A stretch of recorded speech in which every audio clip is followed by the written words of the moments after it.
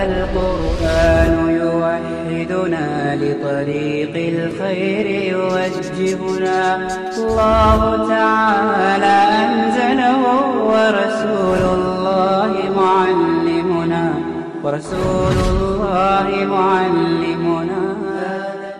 السلام علیکم ورحمۃ اللہ وبرکاتہ. الحمد للہ رب العالمین والصلاة والسلام على اشرف الانبیاء والمرسلین نبینا محمد وعلى آلہ واصحابہ اجمعین، اما بعد. اعوذ باللہ من الشیطان الرجیم. هو الذي ارسل رسوله بالهدى ودين الحق ليظهره على الدين كله وكفى بالله شهيدا. اللہ تبارک و تعالیٰ کا شکر و احسان ہے کہ اللہ تبارک و تعالیٰ نے ہمیں رمضان کے اس مہینے میں چوتھی رات تک اللہ نے ہمیں جمع کیا ہے.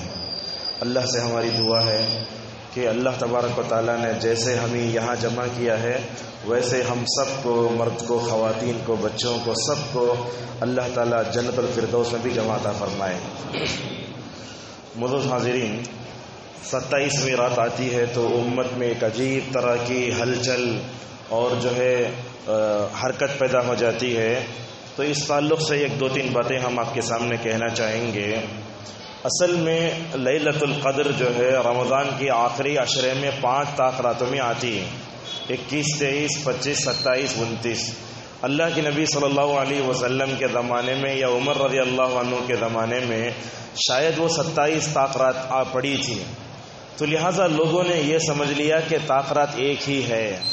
تو ہمارے معاشرے میں ہوتا ہے ایسے کہ اس وقت میں ہماری مساجد کو سنوارنا اور قرآن اسی دن ختم کر دینا اور سب کے سامنے حافظ صاحب کو ہدیہ دینا اور پتہ نہیں اس 27ویں طاق رات کو گزارنے کا طریقہ ہی ہم نے چینج کر لیا ہے. تو لہٰذا الحمدللہ اس مسجد میں ہمیشہ یہ مسجد بھری رہتی ہے، مرکزی مسجد ہے.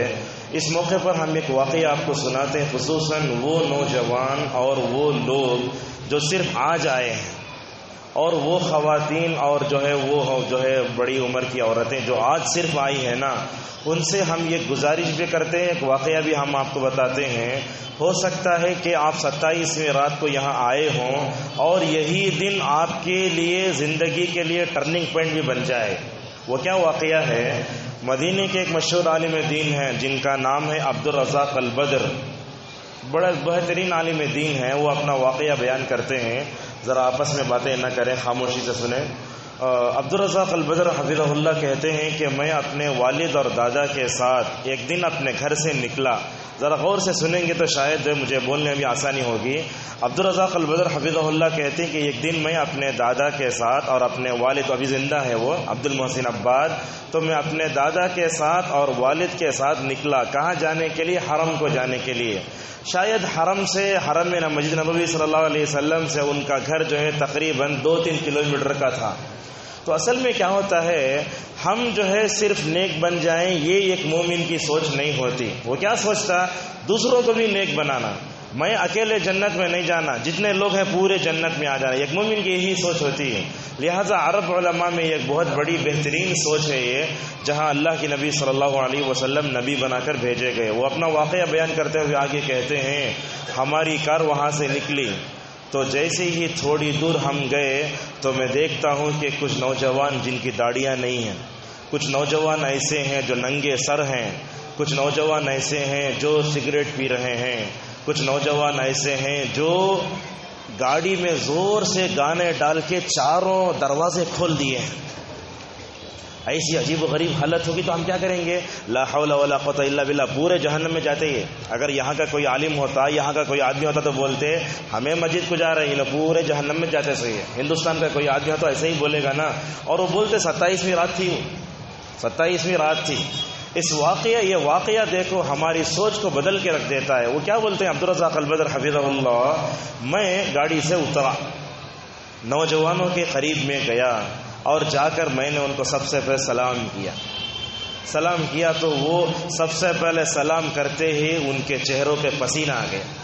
سلام ایک ایسی چیز ہے جو انسان کو اندر سے شرما جاتی ہے. مثلا میں مسجد نبوی صلی اللہ علیہ وسلم میں نماز پڑھنے جا رہا ہوں، جہاں ایک نماز کا ثواب 1000 نمازوں کا ثواب ہے۔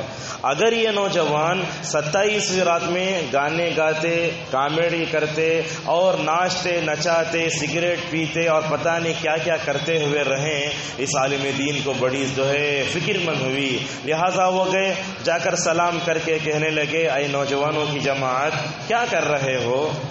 بولے ہم گانے سن رہے ہیں۔ بولے سب سے پہلی بات دیکھو، آج لیلۃ القدر ہے، 29ویں رات ہے، آج شب قدر ہے، میں تم سے 2 باتیں کہتا ہوں، اگر تم مسجد کو آ کر عبادت نہیں کرتے نا، کم از کم یہ گانے بند کرو۔ یہ پہلا تیر تھا جو ان کے اوپر چھوڑا گیا، انہوں نے گانے بند کر دیے، اور نوجوانوں میں سے آ کر ہر ایک کو بلا کر پوچھنے لگے تم اللہ کے نبی صلی اللہ علیہ وسلم کے شہر میں رہ کر زندگی گزار رہے ہو، اور تمہارے بارے میں دنیا کے رہنے والے سارے مسلمان تم کو کتنی مقدس نگاہوں سے دیکھتے ہیں، اگر تمہارا یہ حال ہو، باہر سے رہنے والے لوگ کیا سوچیں گے تمہاری گمراہی کے بارے میں؟ تو لہٰذا ان میں سے ہر ایک نوجوان سے پوچھنے لگے کیا تمہیں اللہم انک عفو تحب العفو فاعف عنی دعا یاد ہے؟ ان میں سے ہر ایک نوجوان نے کہا کسی کو یاد نہیں۔ استغفر اللہ، نعوذ باللہ۔ مدینے میں ایک آدمی پیدا ہو، ان کے گھرانوں میں دیکھو، امریکہ وہاں بیٹھا ہے، برطانیہ وہاں بیٹھا، اسرائیل وہاں بیٹھا ہے، لیکن سوشل میڈیا کے ذریعے کہاں کہاں کے نوجوانوں کو تباہ و برباد کر رہا ہے، یہ سوچنے کی بات۔ تو وہ پوچھنے لگے، اور عبدالرزاق البدر نے کہا ٹھیک ہے، تم کو دعا بھی یاد نہیں ہے، آپ ٹیم حرم کو بھی نہیں آتے، انہوں نے گانے کو بند کر دیا، اور ہر ایک نوجوان کو بلا کر دعا سکھائی۔ کیا دعا سکھائی؟ اللہم انک عفو تحب العفو فاعف عنا۔ وہ لوگ بولے ہم کو زبان پلٹتی نہیں ہے، یہ کن لوگوں کی بات؟ جن کی زبان میں قرآن نازل ہوا تھا۔ اور ایک بار بولے پڑھو، ہاں بولے 2 بار 3 بار 4 بار، اتنے مرتبہ پڑھائے وہ شیخ، یہاں تک کہ وہ نوجوانوں میں سے ہر ایک کو دعا یاد ہو گئی۔ کہ آج ہمارے علماء میں یہ صبر ہے نوجوانوں کو سدھارنے کی، یہ ہمارے اندر جو ہے وسعت ظرفی ہے۔ شیخ بولنے لگے میں نے وہاں کھڑے ہو کر ہر نوجوان کو میں نے دعا یاد کرائی، اور دعا یاد کرانے کے بعد میں نے تکرار سے ہر ایک سے سنا 3 بار، ہر نوجوان کو یہ دعا یاد ہو گئی، اللہم انک عفو تحب العفو فاعف عنی۔ معزز حاضرین، یہ واقعہ دیکھنے میں بڑا معمولی سا لگتا ہے، لیکن اس واقعے نے جو انقلاب برپا کیا وہ اب آگے ہمارے آپ کے سامنے بولنے جا رہے ہیں۔ کیا شیخ بولتے ہیں ہم اس کے بعد حرم چلے گئے، 4-5 سال کی بات ہے، میں عرب کے یہ قلعہ کے علاقے میں، قصیم نامی علاقے میں گیا، میں ایک تقریر کرنے کے لیے، جیسے ہم یہاں آئے ویسے وہ ایک بڑے عالم تھے، تو قصیم ایک علاقہ ہے تقریباً جو ہے مدینے سے 450-500 کلومیٹر کی دوری پر واقع ہے۔ وہ کہنے لگے میں جا کر تقریر کرنے لگا، تقریر کرنے کے بعد جیسے ہی میں نماز کے انتظار میں بیٹھا تو میرے بازو ایک نوجوان ہے، اتنی لمبی داڑھی ہے، اوڑے ہوئے، بڑا نماز کا پابند لگ رہا ہے، ایسے لگ رہا کہ وہ عالم دین ہے۔ آ کر سلام کیا اور کہنے لگا شیخ آپ مجھے جانتے ہیں؟ بولے نہیں جانتے۔ کیوں؟ اس لیے کہ مدینے میں رہنے والے شیخ تو دنیا کے سارے ہزاروں شاگردوں کو پڑھاتے ہیں، ہم ہندوستان میں پڑھاتے تو کتنے شاگرد بن جاتے، عرب میں پڑھائے تو اسلامک یونیورسٹی کی طلبہ کی تعداد 8000 ہے سال بھر میں، تو کتنے شاگرد پیدا ہوئے ہوں گے اور کتنے لوگوں کو یاد رکھیں گے۔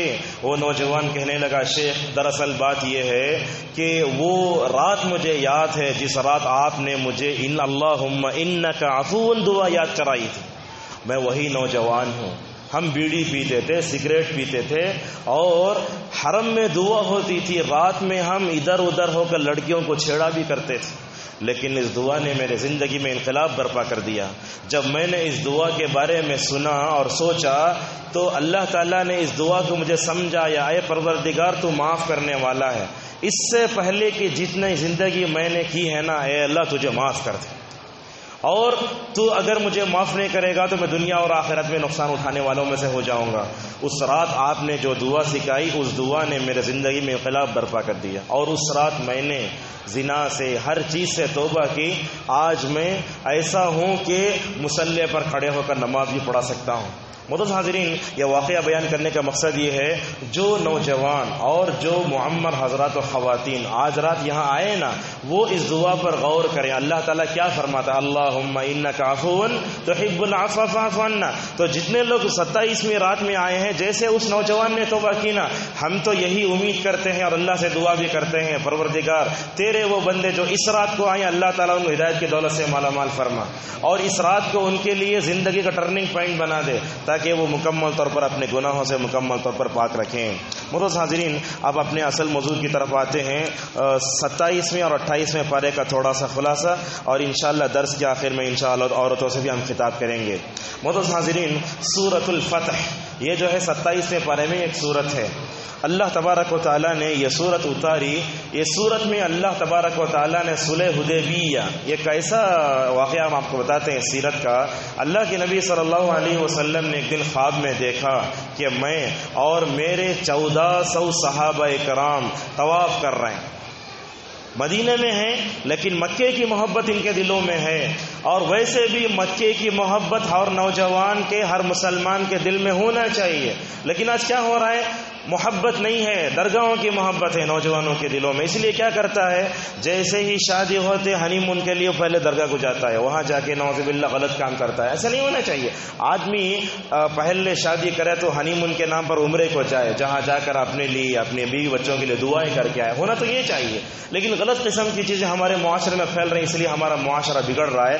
تو ہم کہہ رہے تھے کہ اللہ کے نبی صلی اللہ علیہ وسلم نے مدینے میں خواب دیکھا کہ 1400 صحابہ کے ساتھ میں مکہ جا رہا ہوں، اور مکے کی محبت کس کے دل میں نہیں آتی؟ آپ غور سے دیکھو، ایمان کے جذبے کے ساتھ گزشتہ رات کا جو منظر ہے آپ دیکھو، سیٹلائٹ سے جو تصویریں لی گئی ہیں، دیکھتے تو ایسا لگتا ہے کہ فوراً کود کے چلے جائیں، ایمان یہی تو کہتا ہے۔ تو اللہ کے نبی صلی اللہ علیہ وسلم 1400 صحابہ کے ساتھ نکلے، مدینہ سے مکہ تقریباً جو ہے 450 کلومیٹر کی دوری کا واقعہ ہے۔ تو اس وقت اونٹوں پر، گھوڑوں پر نکلے، تقریباً جو ہے مکے کا پورا واقعہ جو ہے پیش آ چکا تھا، 20-25 کلومیٹر دوری باقی تھی۔ اس موقع پر قریش مکے سے آئے، بولے محمد اور صحابہ یہیں رک جاؤ، اس سال تمہیں مکے کے اندر داخل ہی نہیں ہونا۔ حالانکہ یہی وہ مکہ ہے جہاں اللہ کے نبی پیدا ہوئے، یہی وہ مکہ ہے جہاں صحابہ اکرام 13 سال تک صبر کے ساتھ رہے۔ اللہ کے نبی کو بڑی پریشانی ہوئی، تو اللہ کے نبی صلی اللہ علیہ وسلم بڑے پریشان ہو گئے، کیا کریں آپ سمجھ ہی میں نہیں آ رہا ہے۔ سب حالت احرام میں، جانور بھی ساتھ میں لے جا رہے ہیں، حالت احرام میں ناخن بھی نہیں نکالنا، بال بھی نہیں نکالنا، بڑی پریشانی، احرام کی پابندیاں بڑی پریشانی ہوتی ہیں، بیوی سے جو ہے جماع نہیں کرنا، یہ سب پابندیاں ہو جاتی ہیں۔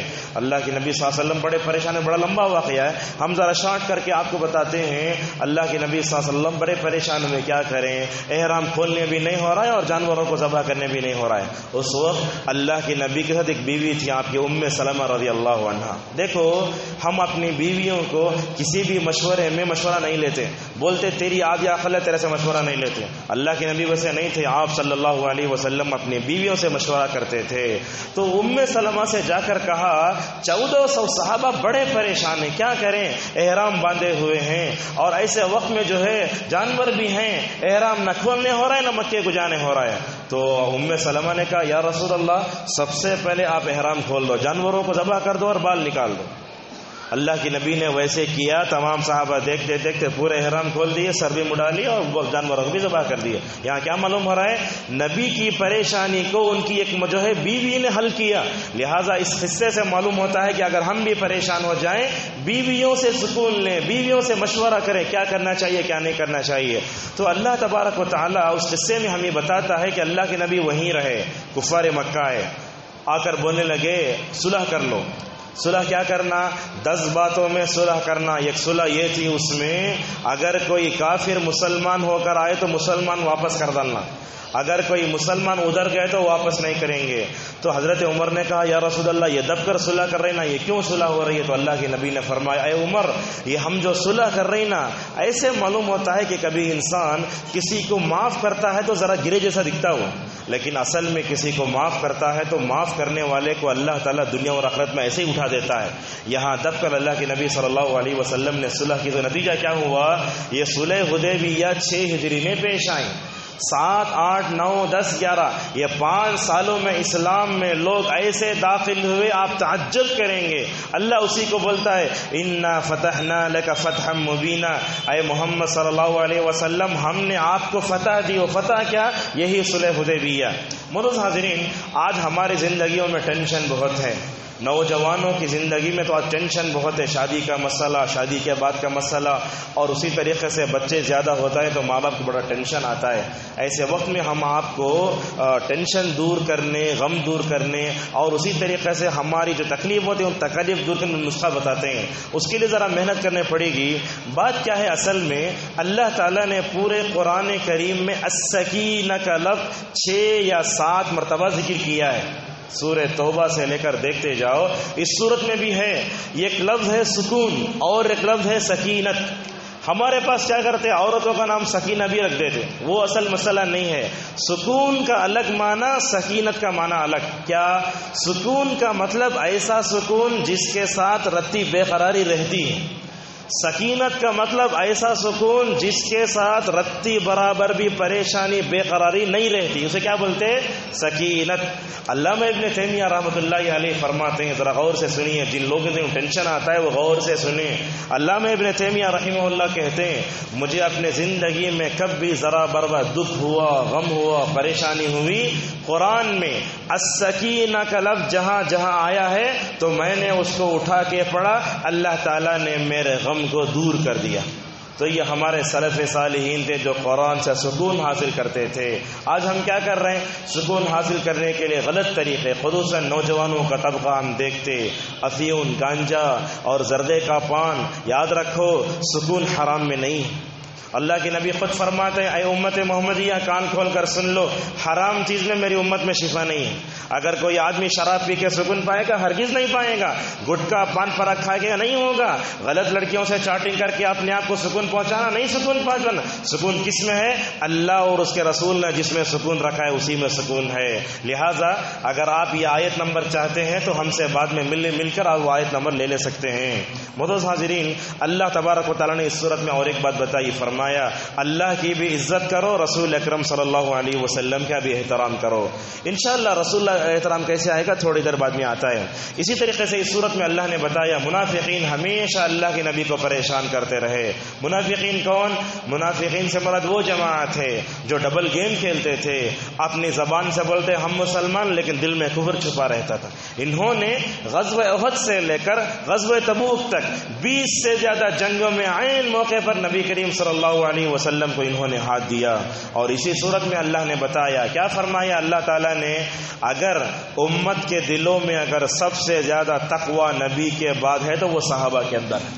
آپ دیکھ سکتے ہیں ابو بکر کے اندر جو تقوی تھا، عمر کے اندر جو تقوی تھا، وہ کسی اور اندر کے نہیں ہو سکتا. اللہ فرماتا ہے تقوی کے اگر نبی کے بعد زیادہ مستحق ہے تو یہی صحابہ کرام ہیں. معزز حاضرین، اللہ تبارک و تعالیٰ آگے چل کر اور ایک بات بتاتا ہے. اللہ تعالیٰ نے رسول کو بھیجا، کیوں بھیجا؟ تاکہ اس دین کو سارے دنیا والوں پر غالب کر دیں. آپ دیکھو آج دنیا کی سب سے بڑی آبادی عیسائیوں کی ہے، دنیا کی سب سے بڑی آبادی دوسری مسلمانوں کی ہے. اللہ تعالیٰ اس میں فرماتا ہے اللہ نے رسول کو جو دین دے کر بھیجا وہ دین سارے دینوں پر غالب آئے گا. لیکن آج ہم مغلوب ہیں نا. یہ بات حضرت عائشہ رضی اللہ عنہا نے اللہ کے نبی صلی اللہ علیہ وسلم سے پوچھی تو عائشہ کا اللہ کے نبی صلی اللہ علیہ وسلم نے عائشہ کا جواب دیا، وہ تھوڑی دیر بعد آ رہا ہے. معزز حاضرین، ایک بات ہم آپ کو بتاتے ہیں، اسلام ایک ایسا مذہب ہے جس کے اندر نیچرل طور پر بلند ہونے کی بات ہے. اسی لیے اردو کا شعر آپ سنتے ہوں گے ہمیشہ، اسلام کی فطرت میں قدرت نے لچک دی ہے، جتنا کہ دبائیں گے وہ اتنا ہی ابھرے گا. آپ جتنا دبانے کی کوشش کرو، بڑے بڑے ٹینک لا لو، کچھ بھی لا لو، کچھ بھی نہیں ہوگا. یہ امت کو صف حسی سے ہرگز مٹا نہیں سکتے. یہ امت قیامت تک رہے گی اور اسی طریقے سے یہ امت کا وجود قیامت تک مکمل طور پر باقی رہے گا. معزز حاضرین، صحابہ کے تعلق سے چند باتیں ہم آپ کو بتاتے ہیں جو اکثر لوگ بیان نہیں کرتے. صحابہ اکرام کی اللہ نے تعریف کی، کیا فرمایا؟ صحابی کس کو بولتے وہ بھی ہم جان لینا. کس کو بولتے؟ جس نے ایمان کی حالت میں اللہ کے نبی صلی اللہ علیہ وسلم کا زمانہ پایا اور آپ کو دیکھا اور اسی پر اس کی وفات ہوئی. دوبارہ دہراتے ہیں, جس نے ایمان کی حالت میں اللہ کے نبی کو دیکھا اور اسی ایمان کی حالت میں اس کا انتقال ہوا تو اسے کیا بولتے ہیں؟ صحابی کہتے ہیں, جس کا جمع جو ہے صحابہ ہے. معزز حاضرین, حقوق کی بات آتی, اللہ کے حقوق ہم بہت بیان کرتے, رسول کے حقوق بیان کرتے, پڑوسی حقوق کے بیان کرتے. یہ بات بھی یاد رکھیں آپ, صحابہ کے بھی حقوق ہیں جس کو اکثر لوگ جانتے ہی نہیں ہیں. یاد رکھیں, صحابہ کا احسان ہمارے اوپر اتنا ہے, اگر یہ صحابہ نہ ہوتے تو شاید دین ہمارے اوپر ہم تک پہنچ نہیں پاتا. اسی لیے علامہ ابن تیمیہ ایک جگہ لکھتے ہیں, صحابہ جیسی جماعت اس سے پہلے کسی نبی کو نہیں ملی. ہر نبی پر ایمان لانے والے تھے, لیکن اللہ کے نبی پر ایمان لانے والے صحابہ جو تھے اس سے پہلے کسی نبی کو ایسی جماعت نہیں ملی, اور قیامت تک انشاءاللہ ایسی جماعت ہرگز پیدا نہیں ہو سکتی. معزز حاضرین, صحابہ کے حقوق کیا ہیں؟ سب سے پہلا حق یہ ہے کہ ہم ان سے محبت کریں. خصوصاً نوجوانوں سے ہم کہیں گے, ابو بکر, عمر, عثمان, علی, ان سے محبت کرو. اپنے بچوں کو ان کی محبت ایسے سکھاؤ جیسے تم قرآن کی ایک سورت سکھاتے ہیں. جیسا کہ صحابہ کرام کی محبت ہمارے لیے بہت ضروری ہے. صحابہ سے جتنی محبت ہوگی اتنا ہی ہم اپنی نوجوان نسل کو بچا سکیں گے. آج غلط قسم کی محبتیں ہمارے نوجوان لڑکے لڑکیوں کے ذہنوں میں آئی ہیں. اس کا اظہار ان کے کبھی لباس پر ہوتا ہے تو کبھی داڑھی اور پردے پر ہوتا ہے. تو لہذا صحابہ کی محبت بہت ضروری ہے. یہ بات یاد رکھیں, اگر نبی کی محبت کو پانا چاہتے ہو تو صحابہ سے محبت کرو. نبی کی محبت اس وقت تک کامل نہیں ہے جب تک کہ تم صحابہ سے محبت نہیں کر سکتے. اسی لیے اللہ کے نبی صلی اللہ علیہ وسلم ایک جگہ کہتے ہیں, کہا ایمان کی علامت ہے صحابہ سے محبت کرنا. بہت ضروری ہے صحابہ سے محبت کرنا, تو پہلا حق ہے. دوسرا, ان کی فضیلت کو جاننا. کیا آپ بتا سکتے ہیں ابو بکر رضی اللہ عنہ کی کیا فضیلت ہے؟ نہیں جانتے. حضرت عمر کی کیا نہیں جانتے. اگر بولو کھلاڑی ہے ایک دم جو ہے پیر پورا بیلٹا بتائے گا, لیکن ابو بکر رضی اللہ عنہ کون, کیا کرے, کس عمر میں مرے, ہمارے امت کا نوجوان جانتا ہی نہیں. تو لہٰذا یہ ان کی فضیلت کو جانو. اللہ کے نبی صلی اللہ علیہ وسلم نے صحیح مسلم کی روایت میں فرمایا, جب تک میرے صحابہ زندہ ہیں امت کے لیے تباہی نہیں آئے گی. مسلم کی روایت ہے, جب تک صحابہ زندہ ہیں امت کے لیے تباہی نہیں آئے گی. جیسے ہی صحابہ کا انتقال ہو جائے گا امت کے لیے تباہی آ جائے گی. لوگوں نے دیکھا بھی, عمر رضی اللہ عنہ کو شہید کیا گیا, وہیں سے امت کے لیے فتنوں کا دروازہ کھلا. حضرت عثمان شہید ہوئے, حضرت علی شہید ہوئے. پوری تاریخ دیکھتے جاؤ, جب تک صحابہ زندہ تھے بدعت نے جو ہے منہ نہیں موڑا تھا, بدعت پیدا نہیں ہوئی تھی. لیکن جیسے جیسے صحابہ جاتے گئے دنیا میں کیا ہوا, تباہی, فتنے, پریشانیاں, منکرات, خرافات, بدعت سب پیدا ہو گئے. تو ہم ان کی فضیلت کو جانیں. کیا فضیلت ہے؟ ایک فضیلت بیان کرتے ہیں جو سارے دنیا کے مالداروں سے مکمل طور پر چیلنج ہے. کیا آج دنیا کے کسی بھی بڑے مالدار کے پاس احد پہاڑ زیادہ سونا ہے؟ نہیں ہو سکتا. یہ چیلنج ہے قیامت تک. سارے مسلمانوں سن کر ہی دوسروں تک پہنچاؤ. آپ نے فرمایا میرے صحابہ کو گالی مت دو, اگر تم احد پہاڑ کے برابر بھی سونا خرچ کر لو. یہ پہلا چیلنج. دوسرا چیلنج آپ نے فرمایا اگر احد پہاڑ کے آدھے پہاڑ کے برابر بھی سونا خرچ کر لو گے تم ان کے درجے کو نہیں پہنچ سکتے. تو دنیا کا مالدار آدمی جب نہیں پہنچ سکتا تو ہم اور ہمارے پاس کتنا مال ہے؟ نہیں ہے مال. تو لہذا صحابہ کو گالی نہیں دینا چاہیے بلکہ ان کی فضیلت کو مکمل طور پر جاننا چاہیے. معزز حاضرین, صحابہ کا یہ حق یہ ہے کہ ان کے ہم کیٹیگری جانیں. پورے صحابہ ایک درجے کے نہیں, الگ الگ درجے کے ہیں. ابو بکر کا درجہ الگ ہے, عمر کا درجہ الگ ہے, ان کے مراتب جانیں. اسی طریقے سے صحابہ کا ایک حق یہ ہے کہ ہمیشہ جب بھی ذکر کریں ان کا ذکر خیر کریں. عموماً کیا ہوتا ہے, ایسا ہوا کہ حضرت علی اور معاویہ کے درمیان جنگ ہوئی, حضرت عائشہ اور معاویہ, حضرت عائشہ اور علی کے درمیان میں جنگ ہوئی. لوگ کیا کرتے ایسے موقع پر جو صحابہ کے درمیان میں وہ لڑائیوں پر بولتے. نہیں بولنا چاہیے, وہ شیطان نے لڑایا ان کو. لہٰذا اگر ان کا تذکرہ کریں گے تو نقصان کیا ہوگا, ہمارے دلوں سے ان کی محبت نکل جائے گی. تو لہٰذا کب بھی ذکر کریں تو مکمل طور پر بھلائی کا ذکر کریں. اور یاد رکھیں صحابہ جتنے بھی ہیں پورے جنتی ہیں. ابو بکر سے لے کر آخری صحابی جن تک کا کا انتقال ہوا پورے جنتی ہیں. کسی صحابی کے بارے میں آپ یہ نہیں کہہ سکتے کہ وہ جہنمی. کیا ہے دلیل؟ اللہ تعالیٰ سورہ نساء میں فرماتا ہے وَكُلًّا وَعَدَ اللَّهُ الْحُسْنَى. یہ آیت تو ذرا مبہم ہے لیکن وہ حدیث ہم آپ کو بتاتے ہیں جو صحیح ہے. آپ صلی اللہ علیہ وسلم نے فرمایا لا تمس النار مرانی، کہا جن آنکھوں نے مجھے دیکھا ان آنکھوں کو جہنم کیا ہرگز نہیں چھوئے گی. کتنے بڑے فضیلت والے تھے صحابہ اکرام، تو صحابہ پورے جنتی ہیں. اس طریقے سے معزز حاضرین ان کے حق میں دعا کرنا چاہیے. کیا دعا کرنا؟ جب بھی ابو بکر کا ذکر آئے بولو اللہ تعالیٰ ان سے راضی ہو جائے. کیوں؟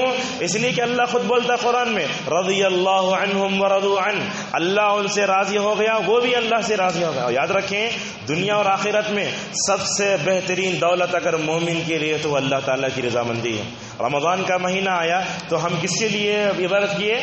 اللہ تعالیٰ کو خوش کرنے کے لیے. تو رمضان کے اور 2-3 دن ہیں، اگر کسی نے رمضان کے 27 دنوں میں بھی نعوذ باللہ کہیں چھپ کر اللہ کی نافرمانی کر لی ہو تو یہ توبہ کرنے اور اللہ تعالیٰ کو راضی کرنے کے دن ہیں. اس طرح معزز حاضرین صحابہ کے حق میں سے کیا حق یہ ہے جو صحابہ کا دشمن ہے ہم ان کے دشمن ہیں. صحابہ سے جو دشمنی کرتا ہے ان سے ہم بغض رکھیں. اسی طریقے سے ان کے نقش قدم پر چلنا چاہیے. اللہ کے نبی نے اپنی امت کے بارے میں پیشن گوئی فرمائی تھی. کیا کہا تھا؟ یہودی 71 گروپ میں بٹ جائیں گے، کرسچن 72 گروپ میں بٹ جائیں گے، اور آپ نے اپنی امت کے بارے میں فرمایا میری امت 73 گروپ میں بٹ جائے گی. آج ہو گیا یہ، اور قیامت تک پتہ نہیں امت مسلمہ کتنے گروپ میں اور بٹے گی. صحابہ نے پوچھا یا رسول اللہ یہ پورے 72 جہنم میں جائیں گے؟ نعوذ باللہ. پوچھا کون جنت میں جائیں گے؟ آپ نے اس موقع پر فرمایا تھا جو میرے اور میرے صحابہ کے راستے پر چلے گا وہی جنت میں جائے گا. ہم آپ کو اس وقت ایک بات کی نصیحت کرتے ہیں، ذرا یاد رکھو. صحابہ اللہ کے نبی کا عقیدہ لے لیے، اللہ کے نبی کی نماز لے لیے، اللہ کے نبی صلی اللہ علیہ وسلم کے صحابہ کا عقیدہ لینے سے جنت میں نہیں جائیں گے. کمپلیٹ طور پر ان کو نمونہ بنانا زندگی میں، جینے میں، کھانے میں، پینے میں، اوڑھنے میں، ہر چیز میں. ہم کیا کرتے؟ نمازوں میں، عقیدوں میں ان کو جوڑا، ان کو نمونہ بناتے. بات تجارت میں اس میں آزاد ہو جاتے. نہیں، زندگی کے ہر معاملے میں نبی کو نمونہ بناؤ، صحابہ کو نمونہ بناؤ، تب جا کر جو ہے ان کا حق ادا ہوگا. تو لہذا معلوم ہوا اللہ تعالیٰ خود فرماتا ہے اے امت محمدیہ دیکھو اگر تم اپنے جنت میں جانا چاہتے ہو، ہدایت کے روشن ستارے بننا چاہتے ہو تو ان صحابہ کے راستے پر چلو. آپ کو کون سا مسئلہ چاہیے جس میں صحابہ ہمارا نمونہ نہ ہو؟ ہر مثال میں ہمارا نمونہ ہے. یہاں خواتین اسلام بھی ہے، ہم ان سے کہنا چاہیں گے کہ یہ خواتین بھی صحابیات کو نمونہ بناتے ہوئے مکمل طور پر آگے بڑھیں. سورہ فتح کا خلاصہ یہ ہوا. اب سورہ حجرات کا خلاصہ بیان کرتے ہیں. اب دیکھیے ہمارے پاس امت میں جو طبقات ہیں، اللہ کے نبی سے محبت، اللہ کے نبی کا احترام جب آتا ہے تو ہمارے اندر کچھ خامیاں غلطیاں بھی ہیں، وہ ہم آپ کو بتاتے ہیں. ایک مرتبہ ایسے ہوا عرب کا ایک قبیلہ تھا جس کا نام تھا بنو تمیم. کیا نام تھا؟ بنو تمیم. یہ لوگ کیا کرے، ایک دن اللہ کے نبی صلی اللہ علیہ وسلم کے گھر کے پاس آ کر کھڑے ہو کر یا محمد یا محمد زور سے پکارے. وہ اصل میں کھیڑے والے تھے، پتہ نہیں ان کو علم تھا نہیں تھا. اللہ تبارک و تعالیٰ نے آیتیں اتاری اگر یہ لوگ یا محمد کہہ کر پکارے تو ان کے پورے عمل تباہ و برباد ہو سکتے ہیں. یا محمد نہیں کہہ سکتے. کیوں؟ اس لیے کہ یہ بات سنیے، اس لیے کہ اللہ تعالیٰ نے قرآن میں یا موسیٰ کہا، یا عیسیٰ کہا، یا آدم کہا، لیکن یا محمد پورے قرآن میں کہیں بتاؤ نہیں. یا محمد نہیں بولا. جب اللہ تعالیٰ اپنے نبی کا اتنا احترام کرتا ہے، نبی کے امت اس سے زیادہ احترام کرنا، تو اللہ فرماتا ہے کہ یا محمد کہہ کے پکارے ان کے پورے عمل تباہ و برباد ہو سکتے تھے. اللہ فرماتا ہے یہ لوگ ذرا دروازے سے ہٹ کر کھڑے ہوتے، اللہ کے نبی نکلنے کا انتظار کتنا اچھا ہوتا. معزز حاضرین صحابہ کا ایمان یہ بڑا بہترین ایمان تھا. بعض روایتوں میں آیا صحابہ کا ایمان کیسے مضبوط پہاڑوں کی طرح تھا. ایک صحابی تھے جن کا نام تھا ثابت ابن قیس ابن شماس رضی اللہ عنہ. یہ ذرا واقعہ غور سے سنیے، صحابہ کرام کیسے ڈرتے تھے. ثابت نام ان کا، ثابت ابن قیس رضی اللہ عنہ. ان کا کام کیا تھا؟ اللہ کے نبی جب بیٹھ جاتے بازو کھڑے ہو کر باہر سے آنے والے لوگوں کو اسلام سمجھاتے تھے. ان کو بولتے تھے خطیب النبی، نبی کے خطیب. اللہ کے نبی کے بازو کھڑے ہو کر اسلام سمجھاتے تھے. جیسے ہی آیتیں اتری، حالانکہ آیت اتری سو بنو تمیم کے بارے میں، یہ صحابی گھر میں جا کے بند ہو گئے، رونے لگے. میں اللہ کے نبی کے بازو کھڑے ہو کر آواز بلند کرتا ہوں، کہیں ایسا نہ ہو کہ میرے پورے عمل تباہ و برباد ہو جائیں. آیت اتری سو کسی کے بارے میں، ڈر دیکھو کیسا ہے. اللہ کے نبی نے مسجد میں اعلان فرمایا، کہاں ہمیں ثابت نظر نہیں آ رہے ہیں؟ کیا ہوا ثابت نظر نہیں آ رہے، کہاں چلے گئے؟ تو لوگوں نے کہا یا رسول اللہ، وہ اپنے بارے میں ڈر گئے ہیں کہ وہ آپ کے بازو کھڑے ہو کر اسلام سمجھاتے ہیں، اپنے آواز آپ کی آواز پر بلند کرتے ہیں، کہیں ان کے پورے عمل تباہ و برباد نہ ہو جائیں، اسی لیے گھر میں چھپ کے نماز کو نہیں آ رہے. اللہ کے نبی صلی اللہ علیہ وسلم نے فرمایا جنت کی خوشخبری دی ان. تو معلوم یہ ہوا کہ صحابہ کرام اپنی آواز کو کبھی نبی کی آواز پر بلند نہیں کرتے تھے. پوری سیرت کھنگال کیا ہو انشاءاللہ ہمارے پاس، کسی صحابی نے کبھی یا محمد کہا ہو نہیں بتا سکتے آپ انشاءاللہ. کسی بھی صحابی نے یا محمد نہیں کہا، یا رسول اللہ، یا نبی اللہ. یہ یہودی آتے، منافقین کھیڑے والے آ کر بولتے یا محمد یا محمد. تو معزز حاضرین، اپنی نبی کو، اپنی آواز کو نبی کی آواز پر بلند نہیں کرنا چاہیے. اب جو لوگ حج عمرے کو جاتے ان کو بھی چاہیے، نبی کی مسجد میں گئے تو اپنی آواز کو نیچی رکھنا چاہیے، بلند نہیں کر سکتے. اسی طریقے سے قبر کے پاس سلام پڑھنے جاتے نا، الصلاۃ والسلام علیک یا رسول اللہ، زور سے نہیں بولنا. کیوں؟ اس لیے کہ اللہ خود فرماتا ہے اپنی آواز کو نبی کی آواز پر بلند نہ کرو. اچھا ٹھیک ہے، ہم آپس میں دوسرے کیسے بلاتے؟ اے عرفان، اے ذیشان. اللہ بولتا ایسے ہی مت بلاؤ نبی کو، لا تجعلوا دعاء الرسول بینکم کدعاء بعضکم بعضا. جیسے ایک دوسرے کو اپنے کا نام لے کر بلاتے نا، نبی کو نام لے کر مت بلاؤ. معزز حاضرین، جب اللہ کے نبی کے زمانے میں یا محمد کہہ کر پکار نہیں سکتے، ان لوگوں کا کیا حل ہوگا جو یا محمد کہتے ہیں؟ بڑے بڑے مجلسیں سجاتے ہیں، اس میں یا محمد کہہ کر پکارتے ہیں، اور بعض مساجد میں یا محمد لکھا بھی ہے.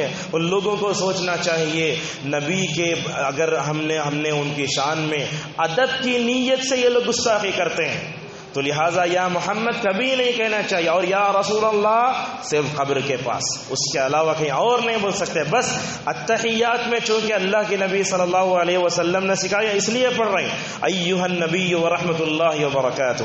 معزز حاضرین، نبی کا ادب کیسا کرتے تھے صحابہ کرام یہ بھی سن لیجئے.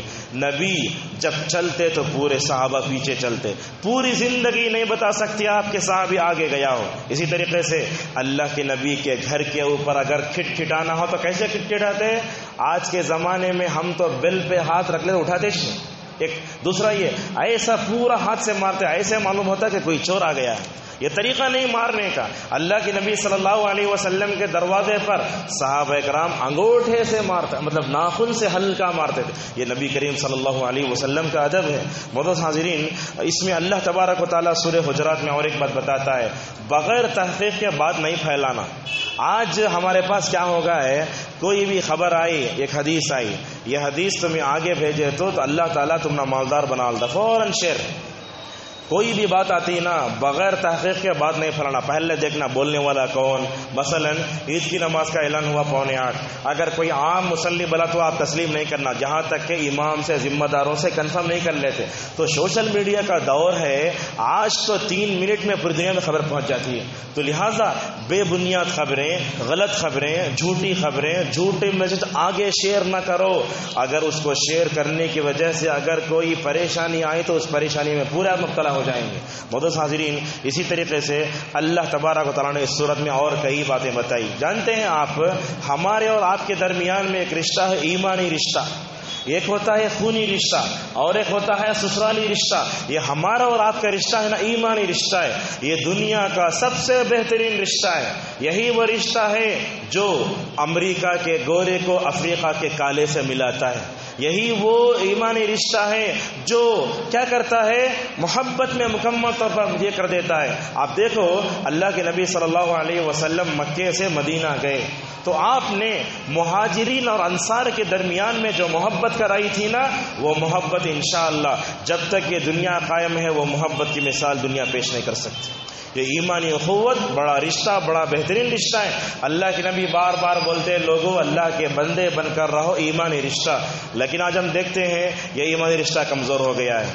عراق میں مسلمانوں کو مارا جا رہا ہے، لوگ کیا بولتے ہیں؟ حنفیوں کو مار رہے ہیں، سو استغفر اللہ۔ اب بولتے وہاں جزائر میں لوگ مر رہے ہیں، ہم کو ذرہ بھی احساس نہیں ہوتا۔ اللہ کے نبی صلی اللہ علیہ وسلم نے اس امت کے بارے میں کیا فرمایا؟ یہ پوری امت مسلمہ جتنی دنیا میں ہے نا، اس کی مثال ایک جسم کی طرح ہے، ایک جسم کی طرح ہے۔ اگر کسی مسلمان کو تکلیف ہو، ہم اسے اپنی تکلیف سمجھیں۔ ابوالکلام آزاد رحمہ اللہ، سلفی عالم دین، ہندوستان کے پہلے وزیر اعظم، یہ واقعہ ذرا سنیے۔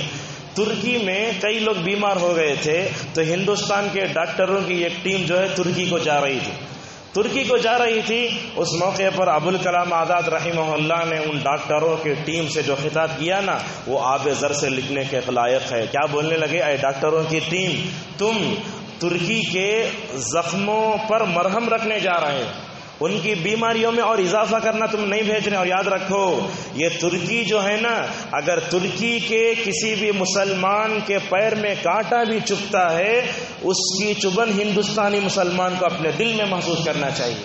یہ بات ہے، ایمانی رشتہ ایسا ہوتا ہے، دنیا میں کہیں بھی مارے جائیں، کوئی بھی مارے جائے، اس کی چبھن ہمارے دل محسوس ہونا چاہیے۔ محترم حاضرین، یہ لیکن ایمانی رشتہ کمزور ہوا، پڑوسیوں کے حقوق ضائع ہو گئے۔ کیوں یہ ایمانی رشتہ کمزور ہوا؟ ہم آپ کو بتاتے ہیں۔ سب سے پہلے لڑائی۔ آج لڑائیاں بہت ہو رہی ہیں۔ لڑائی جب ہوتی ہے خونی رشتے ٹوٹ جاتے تو ایمانی رشتہ کہاں باقی رہے گا؟ یہ لڑائی بہت خطرناک چیز۔ شیطان کیا کرتا ہے؟ بہت لڑاتا ہے۔ صحیح مسلم کی ایک روایت میں اللہ کے نبی صلی اللہ علیہ وسلم کہتے ہیں، شیطان اپنا تخت پانی پر رکھا ہے، اس کا جو تخت ہے نا، عرش، پانی پر رکھا ہے، چیلوں کو بھیجتا، تم وہ ایریا میں جاؤ، تم وہ ایریا میں جاؤ، اچھا سب کو بھیجتا۔ جب جا کر شام میں پوری رپورٹ لے کر آتا تھا، غور سے سنیے، جب شام میں رپورٹ لے کر آتا نا، تو شیطان کے پاس پورے چیلے اپنی رپورٹ پیش کرتے، میں نے کیا، فلاں کیا، شرک کیا۔ لیکن شیطان اس سے کھڑے ہو کر گلے ملتا ہے جو میاں بیوی کو آپس میں لڑا کے آتا ہے۔ دیکھیے یہاں میاں بیوی کو لڑاتے شیطان، تو اسی واسطے یہ شیطان جب میاں بیوی کو لڑا سکتا ہے تو ایمانی رشتے کمزور کیوں نہیں کر سکتا؟ یہ ایمانی رشتے کو کمزور کرنے والی سب سے پہلے چیز لڑائی ہے۔ اگر لڑائی ہو گئی تو کیا کرو؟ صلح کر لو۔ ہم یہ بات کئی بار بول چکے ہیں، رمضان کا مہینہ صبر کا مہینہ، رمضان کا مہینہ غمخواری کا مہینہ، یہ بات یاد رکھو۔ رمضان کا یہ مہینہ اور آنے والی عید ہمارے دلوں میں پائے جانے والی دشمنیوں کو بھی ختم کرنے کا ذریعہ ہے۔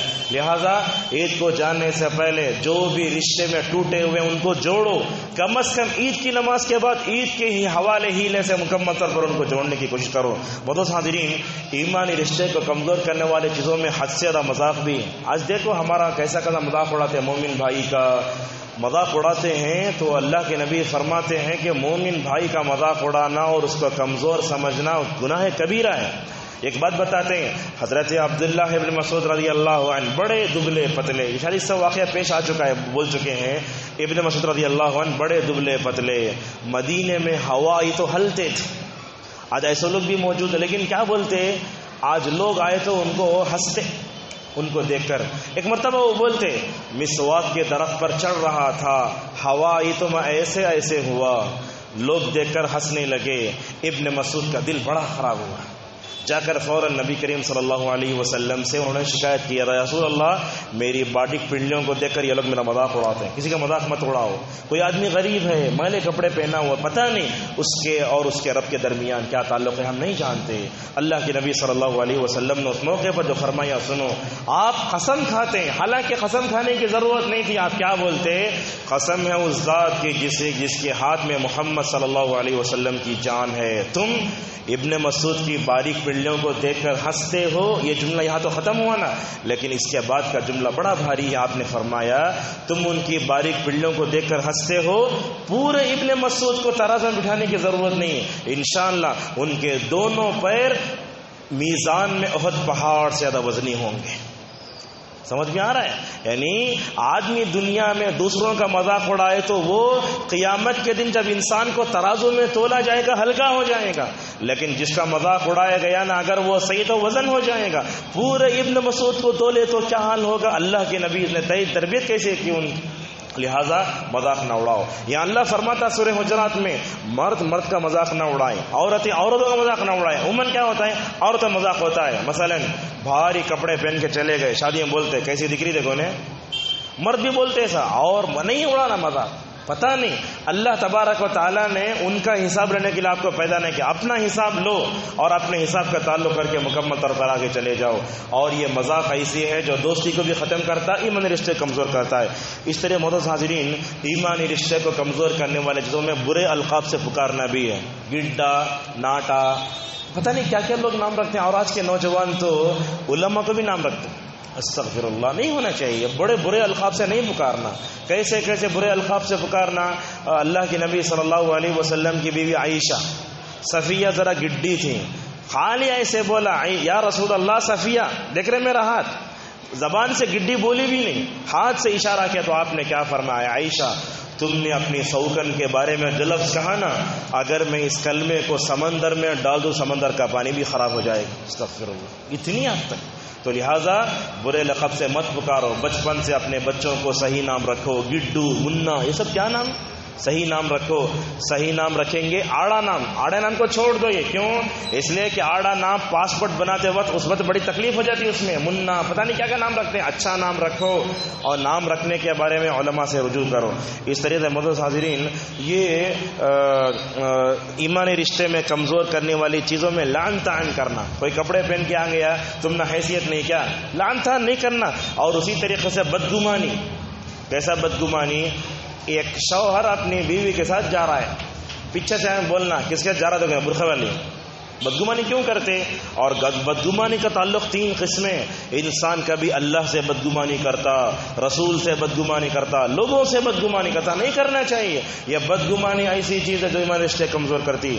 اس طرح سے معزز حاضرین، ایمانی رشتے پر کمزور کرنے والے چیزوں میں حسب و نسب پر فخر، انہیں سید خاندان کا، انہیں وہ خاندان کا۔ اللہ تعالیٰ خاندانوں میں بانٹا اس لیے نہیں کہ تم ایک دوسرے کو گرا کر دیکھو، نہیں، اللہ تعالیٰ کیوں بانٹا؟ تاکہ تم ایک دوسرے کو پہچان سکو۔ جیسے عمر آباد میں پڑھنے والے کو عمری بولتے، مدینے سے فارغ ہوا مدنی بولتے، لیکن کبھی عمری مدنی کو نہیں گراتا، مدنی عمری کو نہیں گراتا نا، بس ایسے جامع عمری کو نہیں گراتا، فلاں نہیں گراتا، بس ایسے ہی، یہ پہچاننے کے لیے ٹائٹل نہیں ہے۔ تو لہٰذا اللہ تبارک و تعالیٰ فرماتا ہے تمہارے دل میں جتنا زیادہ تقویٰ ہوگا نا، اللہ تعالیٰ تم زیادہ قریب رہو گے۔ تو ہم اپنے خاندان کی بنیاد پر، حسب و نسب کی بنیاد پر اللہ کے بعد عزت نہیں پائیں گے۔ معزز حاضرین، اسی طریقے سے ایمانی رشتے کو کمزور کرنے والا اور ایک چیز ہے حسد۔ علامہ قرطبی رحمہ اللہ کہتے ہیں آسمان میں سب سے پہلے حسد ہوا۔ کیا حسد؟ شیطان نے کہا کہ تو نے مجھ کو آگ سے پیدا کر کے مٹی کے سامنے جھکنے کا حکم دے رہا، تو شیطان کس پر حسد کیا؟ آدم پہ۔ یہ آسمان میں ہوا سو حسد کیا۔ زمین میں کون سے ہوا؟ قابل اور حابل کا حسد۔ تو علامہ قرطبی کہتے ہیں دنیا کی سب سے بڑی نافرمانی آسمان و زمین میں جو ہوئی وہ حسد۔ اور علامہ ابن تیمیہ لکھتے ہیں کوئی بھی آدمی آج دنیا میں حسد سے پاک نہیں، ہر ایک کو حسد ہے، علماء کو بھی ہے، سب کو ہے۔ لہٰذا یہ حسد ایسی بڑی بری بلا ہے، جیسے سو کی لکڑی جیسے جل جاتی ہے، انسان حسد کر کے اپنی نیکیوں کو ویسے ہی جلا لیتا ہے۔ اور حسد معلوم ہے، حسد انسان کب کرتا؟ جب اللہ تعالیٰ کی بنائی ہوئی تقدیر پر وہ اعتراض کرتا۔ اللہ تعالیٰ نے ایک آدمی کو اچھا قرآن پڑھنے کا جو ہے موقع دیا ہے، میں اس پہ حسد کر کیا کروں گا؟ نہیں ہوگا۔ حسد کرنے والا اپنی آگ میں گرتا رہتا ہے، لیکن جس پر حسد ہوتا تو وہ ماشاءاللہ حسد کرنے والے نیکیاں لے کر بھی چلے جاتا۔ معزز حاضرین، اسی طریقے سے اللہ نے اور ایک بات بتائی، کیا فرمایا اس میں؟ سورہ حجرات کے آخری میں زبان سے نیت نہیں کرنا۔ زبان سے نیت کہیں ہوتی ہے؟ نہیں ہے، نہ روزے میں ہے، نہ زکوٰۃ میں ہے، کہیں نہیں ہے۔ تو اسی طریقے سے ہم دیکھتے ہیں کہ لوگ جو ہے نماز فجر کے بعد نیت کراتے زبان سے۔ یاد رکھیں، زبان سے نیت کرنا بدعت ہے۔ اب یہاں اعتکاف میں بھی لوگ بیٹھے ہیں، ہم اسے یہ کہہ دیتے ہیں کہ اعتکاف جو ہوتا ہے اسے 10 دن کا ہوتا ہے۔ اگر آپ 1 گھنٹے کے لیے، 2 گھنٹے کے لیے، 3 دن کے لیے اعتکاف کرنا چاہیں، غیر رمضان میں کر سکتے ہیں۔ تو ہم عموماً کیا ہوتا ہے، ہماری مسجد میں لکھا رہتا ہے نویت سنت الاعتکاف۔ علماء کہتے ہیں اعتکاف کرنے آؤ، کسی کو بولو مت، خاموش اندر آ جاؤ۔ تو نیت کی جگہ دل، زبان سے نیت کہیں بھی نہیں ہوتی۔ بعض لوگوں کو دیکھتے زبان سے نیت کرتے، امام کھڑا ہو گیا ہے یا پتہ نہیں لمبی نیت، وہ سورہ فاتحہ بھی ختم کیا، ابھی نیت میں چھئی۔ تو زبان سے نیت بدعت ہے۔ اس کے بعد جو ہے سورہ قاف کا آغاز ہوا۔ سورہ قاف میں ایک دو تین باتیں بتا کے آپ کو بھائی کریں گے۔ سورہ قاف اللہ کے نبی صلی اللہ علیہ وسلم جمعہ کو ممبر پر پڑھتے تھے۔ عہد رسالت میں ایک عورت ہے جن کا نام ہے ام ہشام بنت حارثہ، وہ کہتی ہیں ممبر پر اللہ کے نبی پڑھتے گئے، پورا سورہ قاف میں نے یاد کر لیا۔ اس دور کی خواتین خطبے کو اتنا غور سے سنتے تھے، لیکن آج کل دیکھتے ہیں عورتیں آتی ہیں سامنے بیٹھ کر سن لیتی ہیں، لیکن پیچھے بیٹھنے والی عورتیں سنتی نہیں، بات کرتے رہتے کھاتے رہتی ہیں۔ یہ خواتین جو ایسا کرتی ہیں بالکل غلط ہے۔ یہ مسجد کا لحاظ، مسجد کے تقدس کا، اگر آپ بڑے ہو کر یہ کرتے رہے، آپ سے پیدا ہونے والی بچیاں بھی مسجد کا ایسے ہی جو ہے نیلام کریں گے۔ ایسا نہیں کرنا چاہیے۔ اس طرح معزز حاضرین، اللہ کے نبی صلی اللہ علیہ وسلم عید کی پہلی رکعت میں سورہ قاف پڑھتے تھے۔ یہ سورہ قاف میں کیا ہے؟ سورہ قاف میں اللہ نے قرآن مجید کی قسم کھائی، کائنات کی نشانیاں بتائیں۔ کیا کیا نشانیاں بتائیں؟ اللہ نے فرمایا یہ دن، یہ رات، یہ کھجور کا درخت، یہ سب ہماری نعمتیں ہیں۔ اس لیے اللہ نے اس صورت میں یہ بتایا، نوح کا، سمود کا، شعیب کا، لوط کا ذکر کر کے بتایا اے کفار مکہ، تم نبی کو ستا رہے ہو نا، ایسے ہی ستائے رہو گے، تمہارا وہی انجام ہوا جو ان قوموں کا ہوا۔ اللہ اس صورت میں اور ایک بات فرماتا ہے، کیا کہتا ہے؟ اے انسانوں، تمہارے دل میں پیدا ہونے والے وسوسوں سے بھی ہم جو ہے مکمل طور پر جانتے ہیں اس کو۔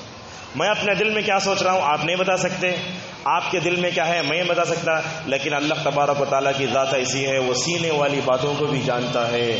ہمارے دل میں وسوسے پیدا ہوئے نا، وہ وسوسے کو بھی جانتا ہے۔ اللہ نے سورہ بقرہ میں ایک آیت اتاری جس میں کیا فرمایا؟ تمہارے وسوسوں پر بھی پکڑ ہے۔ صحابہ پریشان ہو گئے، آ کر کہنے لگے یا رسول اللہ، کبھی تو ہمیں پہاڑ جیسا وسوسہ آتا ہے، کیا کریں؟ اللہ نے آیت اتاری نہیں، وسوسہ جو آتا ہے اس وقت ہم تمہاری پکڑ نہیں کریں گے، ربنا لا تواخذنا ان نسینا او اخطانا، اسی موقع سے آیت اتری ہے۔ معزز حاضرین، اور ایک بات ہے ہمارے معاشرے مشہور ہے کہ اللہ تعالیٰ ہمارے شہرک سے بھی زیادہ قریب ہے۔ لوگ بولتے شہرک بتا کے بولتے، جہاں ذبح کرتے اسے بولتے شہرک، بولتے اللہ تعالیٰ ہماری شہرک سے بھی زیادہ قریب ہے۔ نہیں، وہ آیت کا معنی جن لوگوں نے بیان کیا وہ غلط ہے۔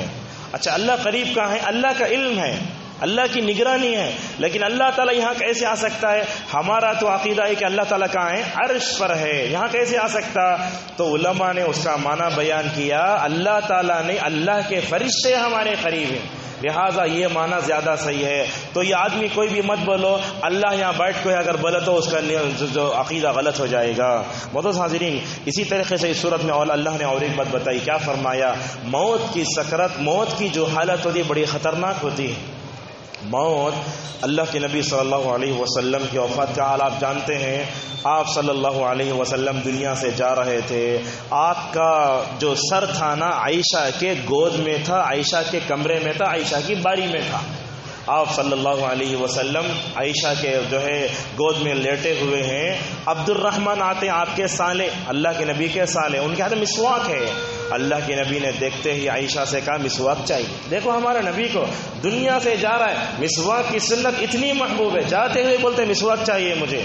عائشہ نے فوراً مسواک لیا، اپنے دانتوں میں نرم کر کے نبی کریم صلی اللہ علیہ وسلم کو دیا۔ علماء بولتے آخری سنت اللہ کے نبی نے جو ادا کی نا وہی مسواک ہے، جو اللہ کے نبی کے منہ میں گیا۔ آج ہم اہل حدیث ہوتے ہوئے، سلفی ہوتے ہوئے مسواک کا اہتمام کرتے ہی نہیں۔ برش کرو، ٹوتھ پیسٹ کرو، لیکن مسواک کی سنت کو ہم کیسے چھوڑ دیتے ہیں؟ مسواک کی سنت کے بارے میں اللہ کے نبی صلی اللہ علیہ وسلم نے صحیح حدیث میں کہا، یہ مسواک کی معمولی سی لکڑی اللہ تعالیٰ کی رضا کو پانے کا ذریعہ ہے۔ ہم کیا سمجھ گئے؟ یہ لکڑی میں منہ میں ڈالوں گا تو اللہ کہہ رہا کیسا میرے سے راضی، کیسا مت سوچو۔ یہ مسواک کی چھوٹی سی لکڑی اللہ کو خوش کرنے کے لیے سب سے بڑی چیز ہے، اور اسی طریقے سے منہ کو پاک کرنے کی۔ آپ صبح میں اٹھ کر برش کرو، لیکن ٹوتھ پیسٹ کے جو نقصانات اطباء بتاتے ہیں یہ بڑے خطرناک ہیں۔ یہ اس پر لکھا ہے، ٹوتھ پیسٹ پہ جا کے دیکھو، بچے کو بھی اتنا چھوٹا سا دو، لیکن ہم تو پورے برش پر اتنا بڑا لگاتے۔ یہ علامہ ابن القیم رحمۃ اللہ علیہ کہتے ہیں کہ مسواک کے 13 فائدے ہیں پورے۔ کیا کیا فائدے ہم اس کو بیان کر سکتے ہیں؟ ہمارا یہ خطبہ ہے مسواک کے تعلق سے، یوٹیوب پر آپ دیکھ سکتے ہیں۔ مسواک ایک عظیم سنت ہے، اس کو اپناؤ، اس رمضان میں عہد کرو انشاءاللہ اللہ کے نبی کی یہ سنت ہم مسواک کو اپنائیں گے انشاءاللہ۔ اور مسواک کی سنت کو کہاں کرنا مسواک وہ بھی سن لو، دو بات بتا دیں۔ ایک تو ہے وضو کے وقت، نماز کے وقت آپ مکے مدینے میں دیکھیں گے اقامت ہو گئی تو کیا کرتا، جیسے ہی امام سب سیدھے کرنے کے لیے تو مسواک کرتا، نماز کے وقت مسواک کرنا جیب سے اٹھا کے. اور تیسرا کہاں قرآن کی تلاوت سے پہلے مسواک. ہم کس کا کلام پڑھنے جا رہے ہیں؟ ایک پاکیزہ ذات کا کلام پڑھنے جا رہے ہیں. اپنے منہ کو پاک کرو، اچھے کپڑے تو پہن لیے، وضو تو کر لیے، لیکن اپنے منہ کو بھی پاک کرو. اسی طریقے سے متحضرین یہ سنت بولیں گے نا تو عجیب لگے گی، گھر میں داخل ہوتے وقت سنت مسواک کرنا. آج ہم گھر میں داخل ہوئے تو بیوی بچوں گلے لیتے ہوئے داخل ہوتے، کتنے بار فون کرے فلاں ہوا یہ ہوا. گھر میں مسواک کرو. علامہ نووی رحمہ اللہ لکھتے ہیں گھر میں داخل ہوتے وقت مسواک کرنے کی وجہ یہ ہے جب بندہ مسواک کر کے جائے گا نا اپنی بیوی سے بات کرے گا تو اس کی منہ میں خوشبو آئے گی. یہ خوشبو ان دونوں کے دلوں کو جوڑنے کا ذریعہ ہے. اللہ اکبر، کتنی بڑی فضیلت اللہ کی نبی صلی اللہ علیہ وسلم نے بیان فرمائی.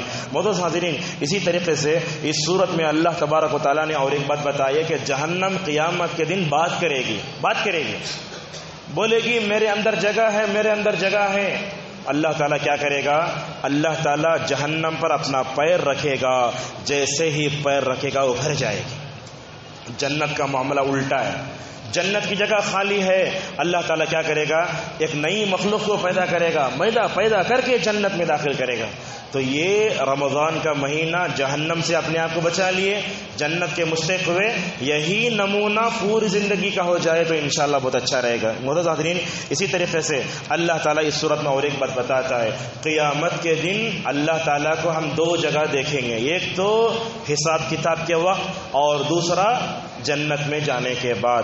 اور جس رب پر ہم ایمان رکھ رہے ہیں نا اس رب کو دیکھنے کی تمنا ہمیشہ ہمارے اندر ہونا چاہیے. لیکن آج ہمارے دل اللہ کی محبت سے خالی ہیں. شاید کبھی تنہائی میں بیٹھ کر کبھی ہم نے سوچا بھی نہیں ہوگا کہ اللہ تعالیٰ ایسے ہوگا. اللہ تعالیٰ کو دیکھنے کی تمنا اپنے دلوں میں پیدا کرو، تڑپ پیدا کرو. اللہ تعالیٰ کئی جگہ بولتا جیسے ہی اللہ تعالیٰ کو دیکھیں گے ان کے دلوں کو، ان کی نگاہوں کو ٹھنڈک حاصل ہو جائے گی. معزز حاضرین، اللہ کے نبی صلی اللہ علیہ وسلم نے فرمایا اے لوگو، جیسے تم 14ویں رات کے چاند کو دیکھ رہے ہو نا اسی طریقے سے انشاءاللہ تم اپنے رب کو دیکھو گے. یہ قیامت میں دیکھیں گے. ہم کہاں دیکھیں گے؟ میزان میں، حساب و کتاب میں. لیکن بڑی بدبختی ہے جو لوگ اس دنیا میں کفر پر رہے، نفاق میں رہے اور جو ہے یہودی بن کر رہے. دیکھو قیامت کا میدان، حشر کا میدان ایک ہی. مومن وہاں اپنے رب کو دیکھ رہے ہیں لیکن کافروں کو نظر نہیں آئے گا ان کا رب. کیوں؟ اس لیے کہ دنیا میں انہوں نے اس رب کا کیا کیا؟ نافرمانی کی. قیامت کے دن دیدار الہی سے محروم کر دیا، حالانکہ ایک ہی ہے میدان. اللہ کی قدرت کیسے دیکھو. معزز حاضرین، اسی طریقے سے اللہ کے نبی صلی اللہ علیہ وسلم نے فرمایا قیامت واقع ہونے کے بعد اللہ تعالیٰ جنت میں آخری میں لوگوں سے پوچھے گا اے جنتیو کیا میں تم کو اور دوں؟ تو جنتی بولیں گے پروردگار جہنم سے بچا کے جنت میں بھیجانا یہ تیرا بڑا احسان، اور کوئی چیز نہیں چاہیے. اتنا ہی بولیں گے. تو نے ہمارے چہروں کو روشن کیا نا، فلاں کیا نا. اللہ تبارک و تعالیٰ اس وقت دو باتیں بتائے گا. اللہ تعالیٰ کہے گا اے جنتیو میں آج سے تمہارے لیے ہمیشہ راضی، اس کے بعد انشاءاللہ کبھی بھی میں تم پر ناراض نہیں ہوں گا. پورے جنتی خوش ہو جائیں گے. دوسری بات، اللہ تبارک و تعالیٰ ہر جمعہ کو آئے گا، جنت میں آئے گا اور اپنے سامنے سے نور کا پردہ ہٹائیں گا تو لوگ دیکھیں گے اللہ کو. جتنی نعمتیں ملی ہیں تمام نعمتوں سے افضل نعمت اللہ تبارک و تعالیٰ کا دیدار ہے. اس کے لیے کیا کرنا چاہیے؟ اس کے لیے دعا کرنا، نماز فجر اور عصر کی پابندی کرنا. جیسا کہ اس سے پہلے ہم بتا چکے ہیں اللہ کے نبی صلی اللہ علیہ وسلم کیا دعا کرتے تھے؟ اللہم انی اسألک لذت النظر الی وجہک الکریم والشوق الی لقائک. تو یہ سورہ قاف کا خلاصہ ہوا. ذاریات میں آتے ہیں. ذاریات میں اللہ تبارک و تعالیٰ نے کئی باتیں بتائی ہیں. یہ بات یاد رکھیں، ہوا اللہ کی بہت بڑی نعمت ہے. اگر یہ ہوا نہ ہو تو ہم سانس نہیں لے سکتے. علماء لکھتے ہیں کہ ہوا دنیا میں 25 قسم کی ہے. اگر نیٹ پہ جائیں گے تو ملے گا آپ کو، پورا بیان نہیں کرتے. ہوا 25 طرح کی ہے. ادھر سے آئی تو نام الگ، ادھر سے آئی تو الگ، ادھر سے ادھر سے اوپر سے پتہ نہیں کیا کیا نام رکھا علماء نے ہواؤں کا. یہ اگر ہوا نہ ہو تو ہم جی نہیں سکتے دنیا میں. گیس کی شکایت ہو گئی، سانس نہیں چل رہی، کتنا پریشان ہوتے. وہ جگہ اگر کسی لفٹ میں چلے گئے تو اللہ تعالیٰ کی یہ ہوا ہمارے لیے کتنی بڑی نعمت ہے. معزز حاضرین، یہ ہوائیں رحمت بھی ہیں، زحمت بھی ہیں. یہ ہوائیں ہیں جنہوں نے گزشتہ قوموں کا ہلاک بھی کر دیا، لیکن ہوا رحمت بن کے آتی ہے جب اللہ تعالیٰ ان ہواؤں کے ذریعے بادلوں کو آگے بھیجتا ہے۔ معزز حاضرین، ہوائیں کیا کرتی ہیں؟ خوشخبری لے کر آتی ہیں۔ کیسے؟ مثلا چلکرے میں جو ہے بادل ہیں، اللہ تعالیٰ حکم دیتا ہے کس کو؟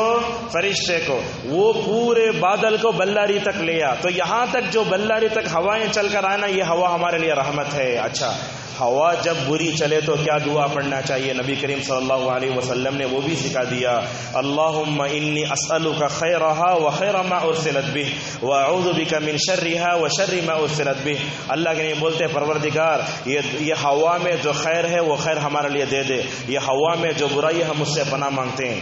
معزز حاضرین، اسی طریقے سے یہ اللہ نے فرشتوں کی قسم کھائی۔ فرشتے کیا کرتے؟ کائنات میں الگ الگ کام کرتے۔ کیا کیا کام کرتے؟ رزق کو پھیلاتے، اگر اللہ تعالیٰ کسی کو بچانا ہوتا اس کو مکمل طور بچاتے۔ کبھی ایسا ہوتا آپ دیکھیں گے کار زور سے لے جا کے مار لیا لیکن کچھ بھی جو ہے اس کو زخم ہی نہیں ہے، کیوں؟ اس لیے کہ فرشتے آ کر اٹھا لیے اسے۔ تو کائنات میں حادثات سے بچانے والے یہی فرشتے۔ اللہ سرات میں بولتا ہم فرشتوں کو کبھی دائیں کبھی بائیں کبھی پیچھے، ان فرشتوں کے ذریعے تمہاری حفاظت کرتے ہیں۔ معزز حاضرین، آگے چل کر اللہ تبارک و تعالیٰ نے اور ایک بات بتائی، کیا فرمایا کہ آسمان میں راستے ہیں۔ یہ آسمان یہ زمین سے کتنا دور ہے ہم نہیں جانتے۔ ایک ضعیف حدیث آئی ہے جو ہماری سوسائٹی میں مشہور ہو گئی، لوگ بولتے ہیں یہ زمین سے یہ آسمان 500 سال کا فاصلہ ہے، اور ہر دو آسمان کے درمیان میں یہی 500 سال کا فاصلہ ہے، تو یہ زمین سے 7ویں آسمان تک پہنچنا تو 5 7 35 3,500 سال لگتے بلکہ لوگ بولتے، لیکن یہ روایت ضعیف، نہیں جا سکتے۔ اگر فلائٹ 35-36 ہزار کلومیٹر اوپر ہو تو اس کی حالت خراب ہو جاتی، کیسے جائیں گے اتنا اوپر؟ تو یہ آسمان جو ہے بہت اوپر ہے، اور ہر آسمان کے 2 راستے ہیں۔ اچھا، آسمان کے 2 راستے کیا دلیل ہے؟ اللہ کے نبی صلی اللہ علیہ وسلم معراج کو گئے، پہلے آسمان کو گئے تو ڈائریکٹ نہیں چلے گئے، وہاں جا کر آپ کو جبرائیل کے ساتھ جو ہے انتظار کرنا پڑا، جب تک جو ہے فرشتے آپ کا نام نہیں سنے، دروازے نہیں کھولے۔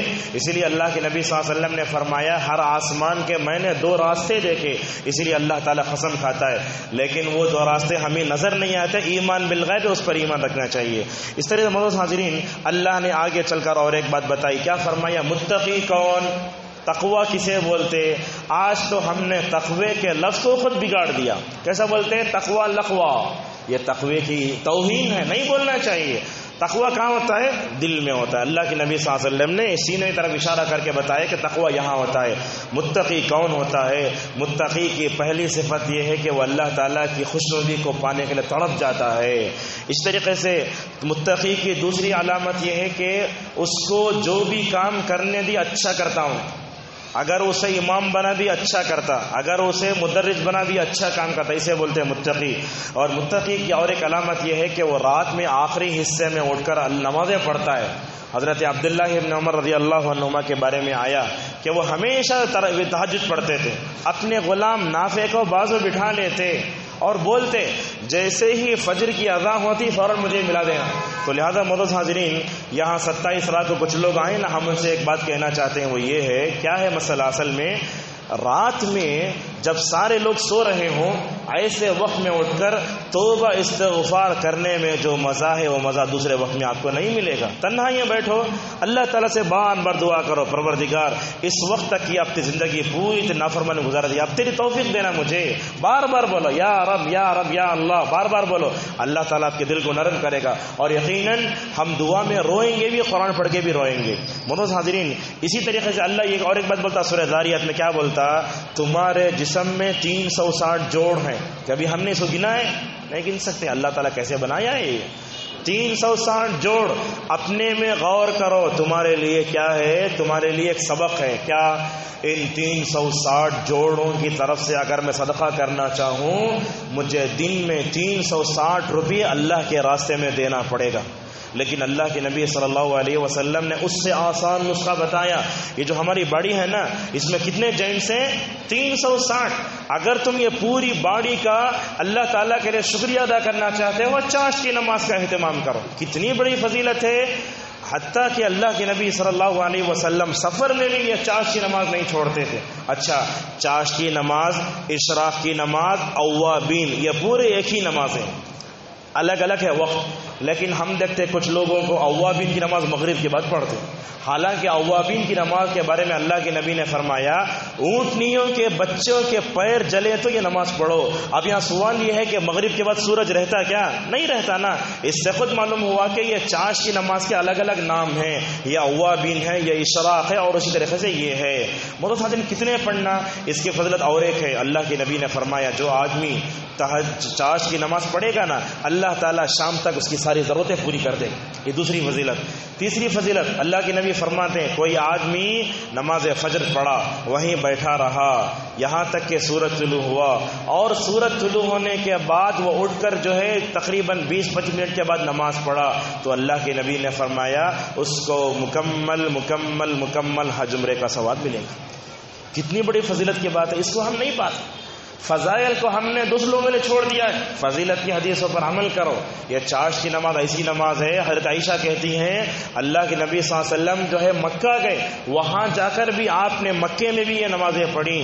چاشت کی نماز، اشراق کی نماز کا مکمل طور پر اہتمام کرو. معزز حاضرین، اسی طریقے سے اللہ نے مہمان نوازی کے بارے میں اور ایک بات بتائی. ابراہیم علیہ السلام کے سامنے جب فرشتے آئے تو حضرت ابراہیم نے سمجھا یہ انسان ہیں، ان کے سامنے پیش کیا کھانا. جب وہ نہیں کھا سکے تو بولے کھاؤ. تو اس سے معلوم ہوا میزبان کو چاہیے کہ وہ مہمان کی مکمل طور پر عزت داری کرے. عاد کا، سمود کا، نوح کی مثال دے کر بتایا. اور اللہ نے اس صورت میں اور ایک بات بتائی، فرمایا دنیا میں ہر چیز جوڑے ہے، مذکر مؤنث انسانوں میں ہے، ہر چیز میں ہے، گائے میں بھی ہے، ہر چیز میں اللہ نے جوڑے جوڑے بنائے. اور اللہ اس صورت میں اور ایک بات بتاتا ہے اللہ کی طرف بھاگو.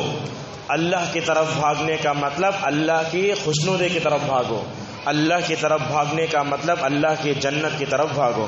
معزز حاضرین، سورہ طور شروع ہوئی. دیکھیے ہمارے صحابہ کرام جب قرآن پڑھتے تھے تو کیسا اس کا اثر لیتے تھے. حضرت عمر رضی اللہ عنہ کے بارے میں آتا ہے ایک دن سورہ طور پڑھنا شروع کیا. ذرا غور سے سنیے حدیث کو. سورہ طور پڑھنا شروع کیا. جب سورہ طور پڑھنا شروع کیے تو ان کی حالت اتنا خراب ہو گئی. اللہ بولتا ان عذاب ربک لواقع، تمہارے رب کا عذاب واقع ہو کر رہے گا. حضرت عمر کو اتنا رونا آیا، روتے روتے بیمار ہو گئے، یہاں تک کہ لوگ جا کر ان کی عیادت کرنے لگے اپنے گھر میں. اور معلوم ہے حضرت عمر جب روتے تو کیا حال ہوتا، تقریباً شاید مرنے کا وقت قریب ہے، ان کو گھرا جھوم دیا گیا تھا، چاقو سے مار دیا تھا، اپنے بستر مرگ پر ہیں. حضرت عبداللہ ابن عباس جا کر بولتے اے امیر المومنین، اللہ کے نبی نے تم کو جنت کی خوشخبری سنائی ہے، اور تمہارے وجہ سے اسلامی فتوحات کا دائرہ اتنا وسیع ہوا نا، تم کیوں روتے ہو؟ تو عمر کیا بولتے، عمر رضی اللہ عنہ اتنا روتے، عمر رضی اللہ عنہ کی آنکھوں کے پاس 2 کالے پٹے پڑ گئے تھے، اللہ کی خشیت سے روتے روتے. کبھی کیا کرتے عمر رضی اللہ عنہ، اپنا یہ گال زمین پر رکھ کر رگڑتے ایسے کیا بولتے، میں اللہ تعالیٰ اگر عمر کو جہنم میں بھیجے گا نا تو اسی گال کو داغے گا، اسی لیے میں یہاں رگڑ رہا ہوں. اور یہ حضرت ابو رضی اللہ عنہ جن کو 5000 حدیثیں یاد ہیں، مرنے سے پہلے لوگوں کے سامنے کہتے ہیں اے لوگوں، یہ آخرت کا سفر بڑا طویل ہے، پتہ نہیں ہم کو اپنی قبروں میں کتنے صدیوں تک رہنا ہے، ہم نہیں جانتے. حالانکہ میرے پاس توشہ بہت کم ہے. حالانکہ کتنی حدیثیں یاد تھیں؟ تقریباً 5000 حدیثیں مکمل طور پر ان کو یاد تھیں. تو کہنے کا مطلب یہ ہے کہ قرآن کو پڑھتے ہوئے رونا چاہیے. اگر کم از کم ہم کو رونا نہیں آیا، ان جو ہے قاری کی قرات کو سنو جو قرآن پڑھ کے روتے ہیں. علامہ بن باز رحمۃ اللہ علیہ ایک بات کہتے ہیں، ہمیں دعاؤں میں رونا آتا لیکن قرآن پڑھ کے رونا نہیں آتا. دعاؤں میں رو لیتے، قرآن پڑھ کے نہیں روتے. تو اللہ کے نبی صلی اللہ علیہ وسلم فرماتے جو بندہ خشیت الہی سے روتا ہے نا، اللہ تعالیٰ ایسی آنکھوں پر جہنم کیا تو حرام کر دے گا. زندگی میں ایک مرتبہ اپنے گناہوں پر قرآن میں رونا بہت اچھی چیز ہے. معزز حاضرین، اسی صورت میں اللہ تبارک و تعالیٰ نے اور ایک بات بتائی. کیا کہا؟ قیامت کے دن یہ پوری زمین حرکت کرے گی. اچھا کیا مطلب ہے؟ اللہ کے نبی بخاری کی حدیث میں کہتے ہیں قیامت کے قریب میں زلزلے بہت آئے. آج دیکھتے ہیں زلزلے کیسے خطرناک انداز سے آئے. انڈونیشیا تو سونامی سے آج تک نہیں بچ سکا. سمندر میں زلزلے، کیسی حالت میں زلزلے، ساحل سمندر پر ننگا ناچ ہو رہا ہے، شراب پی رہے، کباب کی محفلیں ہیں. ایسے وقت میں سمندر میں زلزلہ آتا ہے، وہاں سے اٹھنے والی لہروں کا بڑی بڑی بلڈنگیں مقابلہ نہیں کر سکیں. تو اسی لیے جب بھی گناہ کرتے نا، اللہ تعالیٰ کی قدرت کو اپنے اوپر یاد رکھو. جب بھی گناہ کرتے تو سوچو اللہ تعالیٰ انڈونیشیا کے لوگوں کو ہلاک کر سکتا ہے تو ہم کو بھی ہلاک کر سکتا ہے. اللہ کے عذاب سے کبھی بے خوف نہیں ہو جانا. تو قیامت کے قریب میں زلزلے بہت آئیں گے. ہمیشہ عبرت کی نگاہ سے دیکھ کر جو ہے دنیا کا مطالعہ کرو. معزز حاضرین، اس کے بعد اللہ اور ایک بات بتاتا ہے. کیا فرماتا ہے کہ ایمان لانے والے دنیا میں توحید پرست ہے نا، ہم میں سے کوئی مر جاتا ہے، رشتہ دار، بھائی مرا، بہن مرا، تو ہم دنیا میں الگ الگ ہو جاتے، لیکن اللہ تبارک و تعالیٰ قیامت کے دن ان کو ماں باپ کے ساتھ اور سارے بھائی بہنوں کے ساتھ جنت میں جمع فرمائے گا. یہ اللہ کا وعدہ ہے. عورتیں کیا سوچتی ہیں، اگر میں اپنے شوہر کی بیوی ہو گئی، اللہ تعالیٰ حور دے گا تو میرا شوہر حور کی طرف مائل ہو جائے گا؟ ایسی کوئی بات نہیں، یاد رکھیں، ایسی کوئی بات نہیں. اللہ تعالیٰ کیا کرے گا، جنت میں جانے سے پہلے ہر طرح کے کینے کپٹ کو، دشمنی کو دلوں سے نکال کر ہی اندر بھیجے گا، اس سے باہر نہیں بھیجے گا. اور خواتین اسلام، ہم ایک آپ کو حدیث سناتے ہیں. دیکھو، دنیا میں کوئی بھی خاتون اپنے شوہر کو ہرگز پریشان نہ کرے. دنیا میں کوئی بھی خاتون اپنے شوہر کو ہرگز پریشان نہ کرے. کیوں؟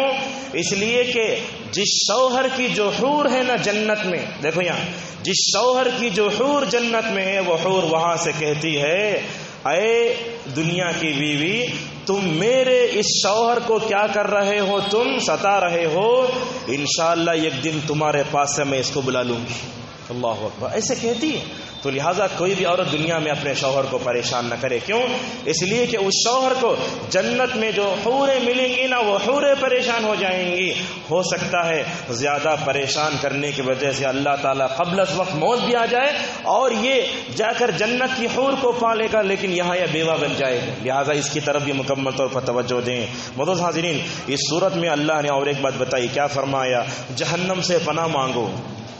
جہنم سے جو بھی آدمی 3 مرتبہ پناہ مانگتا، جہنم اس کے بارے میں بولتی، پروردگار، یہ بندہ میرے بارے میں تیرے سے 3 مرتبہ پناہ مانگے تو جہنم سے جو ہے مکمل طور پر سے بچا لے. اللہم انی اعوذ بک من النار بولنے کے لیے کتنا ہمارے پاس وقت ہے؟ اے اللہ، عربی میں اردو میں بول سکتے ہیں، لیکن ہم جہنم والے کام بھی کرتے ہیں، ساتھ جہنم والے عمل سے بچتے بھی نہیں. معزز حاضرین، اسی طریقے سے اللہ تبارک و تعالیٰ نے اس صورت میں اور ایک بات بتائی. کیا فرمایا؟ دنیا میں جتنے معبودان باطلہ ہیں نا، کرسچنوں کا رب، ان کا رب، اللہ تعالیٰ فرماتا ہے ان کو پیدا کرنے والا کون؟ چرچوں کے اوپر سے گزرے ہوں گے آپ، حضرت عیسیٰ کی فرضی تصویر، حضرت مریم کی فرضی تصویر، ان کو پیدا کرنے والے کون؟ انچ عیسیٰ خود پیدا کر لیے. تو اللہ فرماتا ہے جب اللہ نے ان کو پیدا کیا نا، وہ مخلوق ہوئے نا، مخلوق کو کیسے پکارتے؟ اللہ کو پکارو، مخلوق کو نہیں پکارنا. معزز حاضرین، اسی طریقے سے اللہ تبارک و تعالیٰ سورۃ النجم میں اور ایک بات بتاتا ہے. کیا فرماتا ہے کہ بنی اسرائیل سورت کے علاوہ اس سورت میں بھی جو ہے اس کا ذکر ہے. اللہ تعالیٰ ایک بات بولتا وہاں، ما ضل صاحبکم وما غوا، فرمایا تمہارے ساتھ رہنے والے نبی کریم صلی اللہ علیہ وسلم تبھی گمراہ نہیں ہوئے. اللہ تعالیٰ کیا فرماتا ہے؟ نبی کی 40 سالہ زندگی کو تم دیکھتے ہو، لیکن اس کے بعد جب وہ نبی بن گیا تم اس کے جو ہے مکمل طور پر اس کا جو ہے اس کا یہ کرتے ہو. معزز حاضرین، 3 بتوں کے بارے میں ہم ایک تاریخ آپ کو بتاتے ہیں، ذرا غور سے سنیے. ایک ہے لات، دوسرا ہے عزا اور تیسرا ہے منات. یہ ذرا سمجھو، آج ہماری تقریر کا پورا خلاصہ اسی میں ہے، اور ہندوستانی ماحول میں اس کو ذرا سمجھنے کی کوشش کیجیے. انشاءاللہ یہ بات بیان کر کے ہم اپنی بات کو ختم کریں گے. اصل میں بات کیا ہے، نبی کریم صلی اللہ علیہ وسلم کے زمانے میں 3 بت بڑے تھے. ایک کا نام تھا لات، دوسرا کا عزا اور تیسرا منات. اچھا، یہ نام کی وجہ کیا وہی بتاتے ہیں، علماء سمجھ سکتے ہیں اسے. اللہ کا مؤنث بنایا لات، استغفر اللہ، اور بولے لات کا معنی ستو بنانے والا. کون کی ستو بناتا تھا؟ انہیں مر گیا تو اس کی بت کی پوجا شروع ہو گئی. آج ویسے نہ کرتے، کہاں تو بھی ذرہ پیپل کا درخت دکھا فوراً جو ہے چادر آ جاتی ہیں، آج ایسے ہی کرتے. تو یہ دیوانہ مذہب ہے یہ، تو ایسا کرتے. لات یہ بت تھا، یہ کس کا تھا؟ ثقیف کا تھا. طائف کے لوگ اس کو کیا کرتے تھے؟ اس کے سامنے جا کر سجدے کرتے تھے. اچھا، ایک تو ہوا. اس کے بعد عزیز ہے عزا. کیا کیا؟ عزیز کا مؤنث بنایا عزا. اور آپ دیکھیں گے یہ حقیقت ہے، اللہ کو چھوڑ کر دنیا میں جس کسی بھی پوجا ہو رہی اکثر مؤنث ہے. لکشمی مؤنث ہے، منجوناتا پتہ نہیں کیا کیا نام ہے، نستغفر اللہ، ہم لینا نہیں چاہتے. اکثر کیا ہے؟ مؤنث ہے. ان يدعون من دونه الا اناثا، اکثر مؤنث کو پکارتے ہیں. تو عزیز کا یہ نام عزا کر کے جو ہے یہ بت بھی جو ہے اس کو پکارتے تھے. اس کے بعد اور ایک بت آیا منات. اللہ کے ناموں میں المنان ہے نا، اس کو چینج کر کے منات بنائے. ایک دوسرا بعض لوگوں نے کہا یہ لوگ کیا کرتے، جیسے ہم ہندوستان میں بھی ہم دیکھتے ہیں کہ غیر مسلم بکروں کو چھانٹ کے اس کا خون لے جا کے بتوں پہ لگاتے. یہ چیز عرب میں بھی تھی. کیا کرتے تھے؟ قربانی کے دنوں میں بکروں کو بے دردی سے چھانٹتے اور اس کا خون کعبۃ اللہ پہ لگاتے تھے. اچھا، یہ 3 بت تھے. ان 3 بتوں کے ساتھ نبی کریم صلی اللہ علیہ وسلم نے کیا کیا وہ ہم آپ کو بتاتے ہیں. ذرا اس میں ذرا تفصیل ہے. تو سب سے پہلے بات دیکھیے، اللہ کے نبی صلی اللہ علیہ وسلم جب تک مکے میں تھے آپ نے کسی بت کو ہاتھ نہیں لگایا، ٹھیک ہے. اس کے بعد کیا ہوا؟ مکے میں 13 سال تک کسی بت کو ہاتھ نہیں لگایا. مدینہ گئے، مدینہ جا کے 8 سال تک آپ خاموش رہے، کسی کے خلاف کچھ نہیں کہا. جنگیں ہوئی، سب ہوئی، لیکن آپ دیکھیے نبی کریم صلی اللہ علیہ وسلم کی حکمت دعوت سے پر ہوتی تھی. آپ جو بھی کام کرتے دعوت سے بھرا رہتا تھا. آپ بتاؤ پوری سیرت میں آپ نے کوئی کام کیا ہو تو دنگا فساد ہوا ہو، آپ نے کوئی کام کیا ہو تو جو ہے لڑائی ہوئی ہو، خون ہوا ہو، آپ بتا ہی نہیں سکتے. اللہ کے نبی صلی اللہ علیہ وسلم کی حکمت دیکھو، اللہ تعالیٰ نے آپ کو بہترین کمانڈر بنایا تھا. 8 ہجری میں اللہ کے نبی صلی اللہ علیہ وسلم کیا کر رہے ہیں؟ مکہ جا رہے ہیں. مکہ جانے کے بعد کیا کرتے؟ اس کے اطراف میں 360 بتوں کو مکمل طور پر وہاں سے ہٹا دیتے چھڑی سے. اچھا، یہ توحید کا مرکز دوبارہ توحید کا مرکز بن گیا. یہ لات جو بت تھا، عزا جو بت تھا، یہ منات بت تھا، یہ کہاں تھے؟ مکے کے اطراف میں رکھے تھے بتاں. یہ اللہ کے نبی صلی اللہ علیہ وسلم نے کیا کیا؟ لات بت کو بھیجنے کے، لات بت کو جو ہے جلانے کے لیے مغیرہ بن شعبہ کو بھیجا. یہ الرحیق المختوم میں پڑھ سکتے آپ. اسی طریقے سے یہ عزیز جو بت تھا نا، عزا جو بت تھا نا، استغفر اللہ، عزا جو بت تھا، اس عزا بت کو ختم کرنے کے لیے خالد ابن ولید کو بھیجا.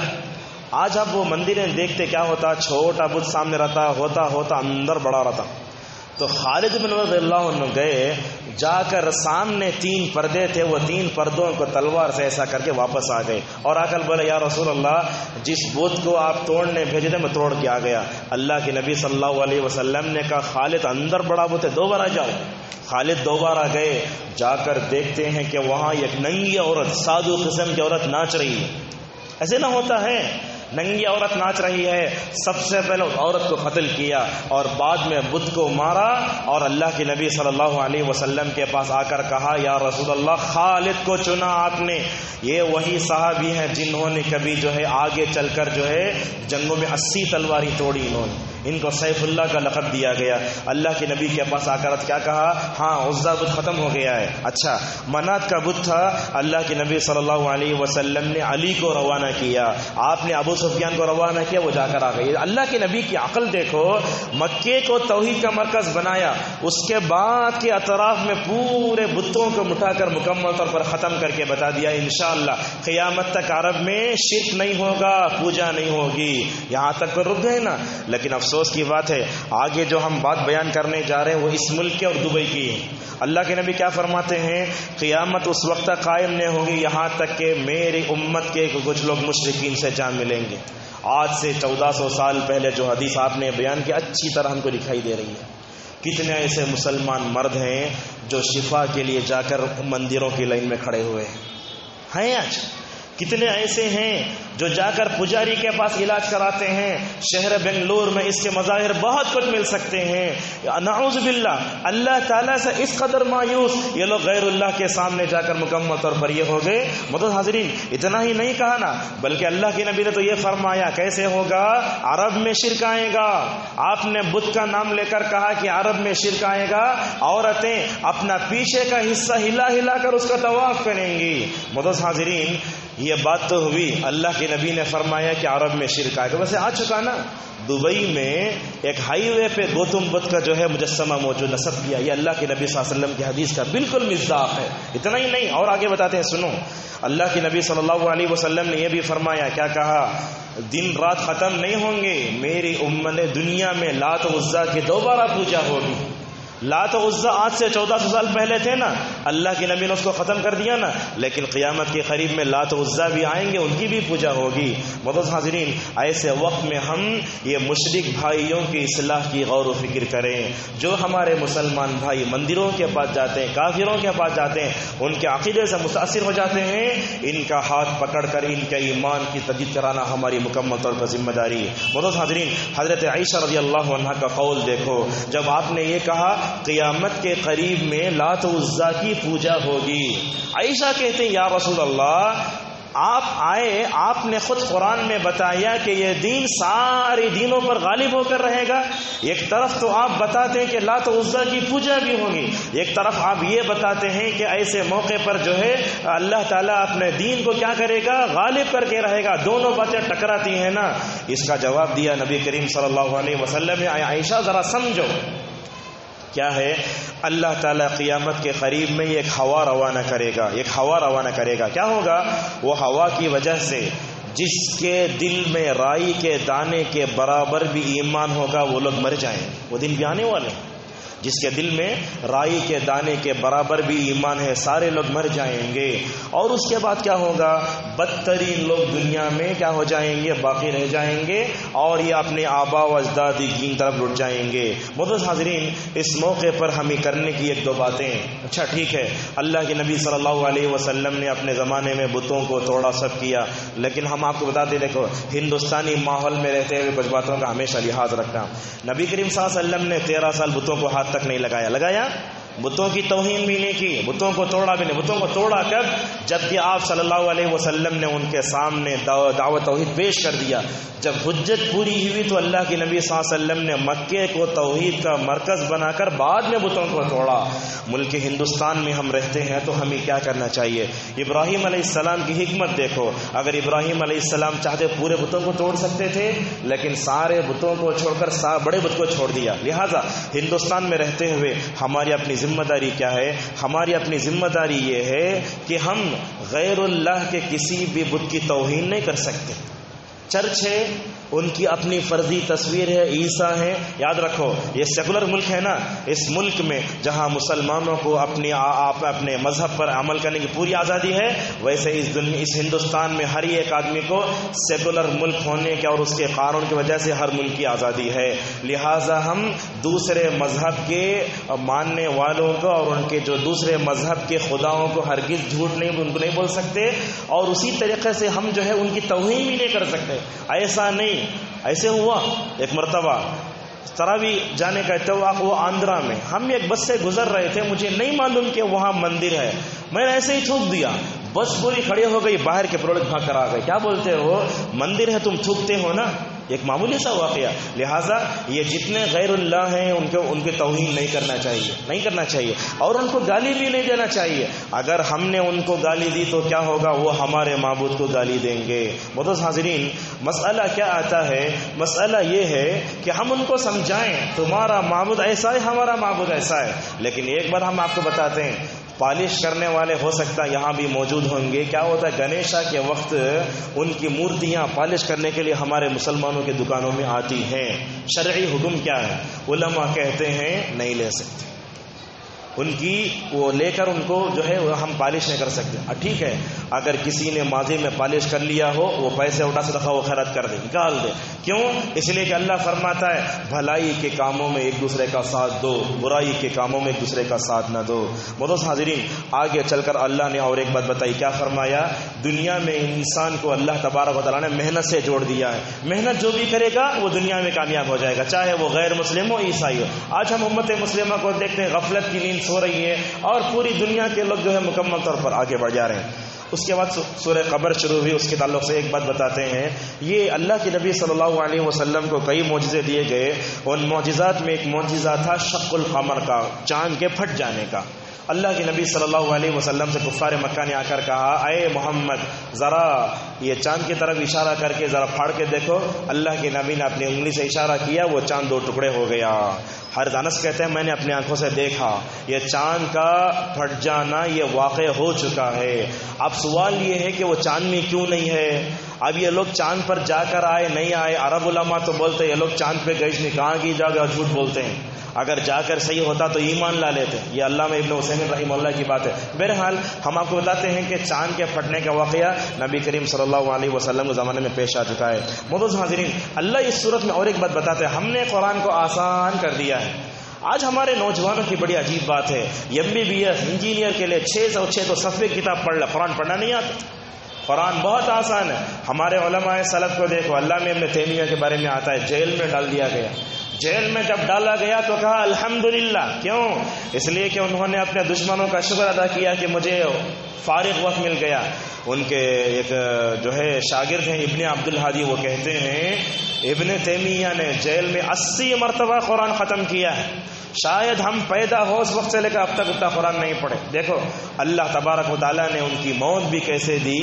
سورہ قمر کی آخری آیتیں ان المتقین فی جنات ونہر فی مقعد صدق عند ملک مقتدر, اس آیت پر پہنچ کر جیل میں علامہ ابن تیمیہ کا انتقال ہوا.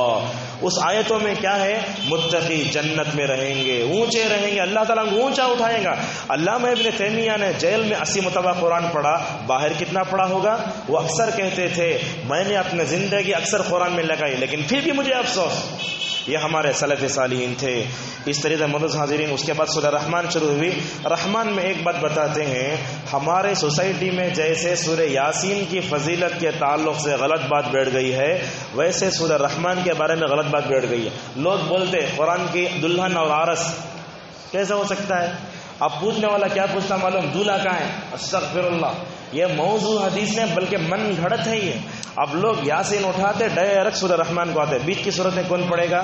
تو سورہ رحمان کی کوئی فضیلت نہیں ہے. بل البتہ ایسے آپ بتا سکتے ہیں کہ الرحمن اللہ کے ناموں میں اس کے نام سے صورت اتری ہے. اللہ تعالیٰ نے اس صورت میں فَبِأَيِّ آلَاءِ رَبِّكُمَا تُكَذِّبَانِ 30 پر 1 مرتبہ ذکر کیا ہے. کیوں ذکر کیا؟ یہ بار بار کیوں آیا؟ اللہ تعالیٰ کیوں دہراتا ہے؟ اللہ نعمت گنواتا ہے. اے جن و انس, اتنی نعمتیں دے کر بھی تم ناشکری کر رہے ہو کیا؟ اللہ تعالیٰ وہ بات بتاتا ہے. اور اس میں قرآن کو پڑھنا سکھانا, کائنات کی نشانی, انجام کے اعتبار سے 2 راز و باری ساری باتیں. سورہ واقعہ کے تعلق سے ایک بات بتاتے ہیں, ہمارے معاشرے میں مشہور ہے سورہ واقعہ پڑھے تو اللہ غریبی دور کرتا, مشہور ہو گیا ہے. لوگ کیا کرتے ہیں, اپنے بیٹیوں سے پڑھاتے, حالانکہ دکان جا کے کھولنا, کام کرنا, پسینہ کرنا وہ سب نہیں کرتا, یا ایسا آسان نسخہ اپنا لیتا. حالانکہ دیکھا گیا تو جیسے سورہ یاسین کی کوئی اپنی فضیلت نہیں, رحمان کی فضیلت ہے, ویسے سورہ واقعہ بھی کوئی فضیلت نہیں. سورہ واقعہ تو ایسا ہے ترجمہ کی تو رونگٹے کھڑے ہو جائیں, قیامت میں کیا ہوگا, کیسے کیسے لوگ آئیں گے قیامت میں. اس کے بعد سورہ حدید آئی. حدید کا معنی لوہا. اللہ نے لوہا اتارا دنیا میں. کیوں اتارا اللہ تبارک و تعالیٰ لوہا؟ اللہ تبارک و تعالیٰ لوہا اتار کے جو ہے ہمارے اوپر بہت بڑا احسان کیا ہے. کیا احسان کیا ہے؟ لوہے سے ہم تلواریں بناتے ہیں, لوہے سے تیر کمان سب بناتے ہیں. ہماری اپنی زندگی میں لوہا کہاں کہاں کام آتے ہیں ہم آپ کو بتاتے ہیں. ایک تو ہے ٹرین, اس کی پٹری, اگر یہ لوہا نہ ہوتا تو پٹری ہوتی پہلا. دوسرا کلہاڑی, بڑی بڑی چیزوں کو پھوڑنے کے لیے ہمارے پاس, اگر یہ لوہا نہ ہوتا تو کس سے بناتے؟ آرا, چیرتے نا. اسی طریقے سے زمین جوتنے کا آلہ جو ہل جتاتے نا وہ, اور اس طریقے مشین کپڑے سیتے نا کیسے ہوتا. اور پرانے زمانے میں تو کنویں سے پانی نکالنے کے لیے یہ لوہا استعمال ہوتا تھا. اور اس سے ہٹ کر معمولی اگر ہم بتائیں لوہے کا ایک فائدہ ہمارا توا اپنا, جس پر ہم روٹی پکاتے ہیں. کتنی چیزیں, لوہا نہ ہو تو کوئی نہیں. لوہا تو لوہا یہ, ورنہ اللہ تعالیٰ نے تو ہمارے جسم میں بھی لوہا رکھا ہے, جس کو اینڈ کہتے ہیں. اگر وہ کم ہو جائے تو انسان مکمل طور پر یہ ہو جاتا ہے. معزز حاضرین, قیامت کے دن ہر ایک آدمی نور کے لیے ترسے گا. ہر ایک آدمی اپنے اپنے گناہوں کے حساب سے جو ہے وہ کیا رہے گا, اپنے اپنے گناہوں کے حساب سے وہ پسینے میں ڈوبا ہوا ہوگا. اس محشر کے میدان میں جہاں حد نگاہ تک تاریکی ہوگی نا، اگر اس تاریکی کے وقت ہم روشنی چاہتے تو ہمیں کیا، اگر ہمارے گھر میں لائٹ آف ہوا تو ہم UPS لگا لیے، لیکن آخرت کے اس میدان میں اگر روشنی چاہتے ہیں تو کیا کیا کرنا پڑے گا وہ بھی سن لیجئے۔ سب سے پہلے ہم اپنے عقیدہ توحید کو درست کریں۔ جو آدمی کفر میں، شرک میں، خرافات میں، بدعت میں پڑا، قیامت کے دن اس تاریکی میں نور کے لیے ترس جائے گا۔ یہی تو بات ہے، کیوں وہ بات ہم بولتے ہیں اپنے ایمان کو مضبوط کرو گے نا، یہی ایمان قیامت کے دن بیٹری اور ٹارچ بن کر آئے گا۔ کیا دلیل ہے؟ اللہ تبارک و تعالیٰ سورہ حدید میں فرماتا ہے منافقین، مومن سامنے جاتے رہیں گے، مومن رہیں گے نا، نورہم یسعی بین ایدیہم، مومن جب چلتے رہیں گے نا، ایک تو مومن کے ہاتھ وضو کے لیے چمکتے رہیں گے، ادھر بھی روشنی ادھر بھی، آگے پیچھے روشنی۔ جب مومن روشنی میں چلیں گے، منافق پیچھے سے کہے گا ذرہ ہمیں بھی روشنی دو نا، تو مومن کیا بولیں گے معلوم؟ ذرا پیچھے ملتا جا کر دیکھو، ملے گا نہیں اس وقت۔ تو لہٰذا قیامت کے دن اس تاریکی میں اگر نور چاہیے تو اپنے ایمان کی مکمل طور پر حفاظت کرو۔ اگر مسجد کے علاوہ مزارات میں ادھر ادھر بھٹکتے رہیں گے نا، قیامت کے دن وہی شرک ہماری ظلمت بن کر آئے گا، پہلی چیز۔ دوسرا، اگر ہم یہ چاہتے ہیں کہ ہماری قبر بھی نور سے بھر جائے اور اس تاریکی میں اگر کوئی چیز نور بن کر آئے گی تو وہ نماز ہے۔ اللہ کے نبی نے مسلم کی حدیث میں فرمایا الصلاۃ نور، یہ نماز کیا ہے؟ روشنی بن کر آئے گی۔ تو ان لوگوں کا کیا حال ہوگا جو بغیر نماز پڑھے بغیر مر گئے؟ جو لوگ 27 کو آتے ہیں کیا ہوگا؟ جو عید کی نماز میں آتے ہیں نمازیں چھوڑ دیتے ہیں، وہاں تاریکی میں ترس جائیں گے۔ معزز حاضرین، یہ 27ویں رات اپنے آپ کو بدلنے کی رات ہے، بدلو۔ یہ 2 ہوئے نا، تیسرا نماز فجر کا اہتمام۔ اللہ کے نبی صلی اللہ علیہ وسلم نے فرمایا نماز فجر کے لیے جو انسان اگرچہ لائٹ لگا ہوا ہو وہ الگ بات، جائیں گے نا چل کر تاریکی میں، فرمایا ایسے لوگوں کو انشاءاللہ اللہ تعالیٰ کمپلیٹ نور دے گا قیامت کے دن۔ نماز فجر بڑی اہم ہے۔ اللہ کے نبی کے زمانے میں نماز فجر پڑھ کے لوٹ جاتے، معلوم نہیں ہوتا کون بازو تھا، کون عورتیں بھی نظر نہیں آتی۔ تو یہ 3 ہوئے نا۔ اسی طریقے سے معزز حاضرین، دعاؤں کا اہتمام، اللہ سے دعا کرو پروردگار قیامت کے اس میدان میں مجھے نور دے۔ اور یہ سنت ہے جو ہم نے چھوڑ دیا ہے، وہ کیا سنت؟ مسجد کو آتے ہوئے اللہ کے نبی کی دعا پڑھتے تھے اللہم اجعل فی قلبی نورا وفی بصری نورا وفی لسانی نورا، اے اللہ میرے آنکھوں میں روشنی، میرے دل میں روشنی، میرے پیر میں روشنی۔ دعا یاد کرو اور اس دعا کا مکمل طور پر اہتمام کرو۔ اور ایک چیز ہے، ظلم سے بچو۔ یہ ظلم قیامت تاریک بن کر آئے گا نا، اگر انصاف کرو گے تو اللہ تعالیٰ مکمل طور پر نور دے گا۔ آخری میں خواتین سے خطاب کر کے 2 باتیں بیان کر کے اپنی بات کو ختم کریں۔ معزز خواتین، اس سے پہلے کے تاخرات میں ہم کئی باتیں بتا چکے ہیں۔ آج خواتین سے پہلی بات یہ ہے کہ جو لوگ رمضان کا مہینہ جنہوں نے پایا اور جو اعتکاف میں بیٹھے، ان کے سب سے بڑی ذمہ داری یہ ہے کہ اپنا قرآن پڑھنے کو صحیح کریں۔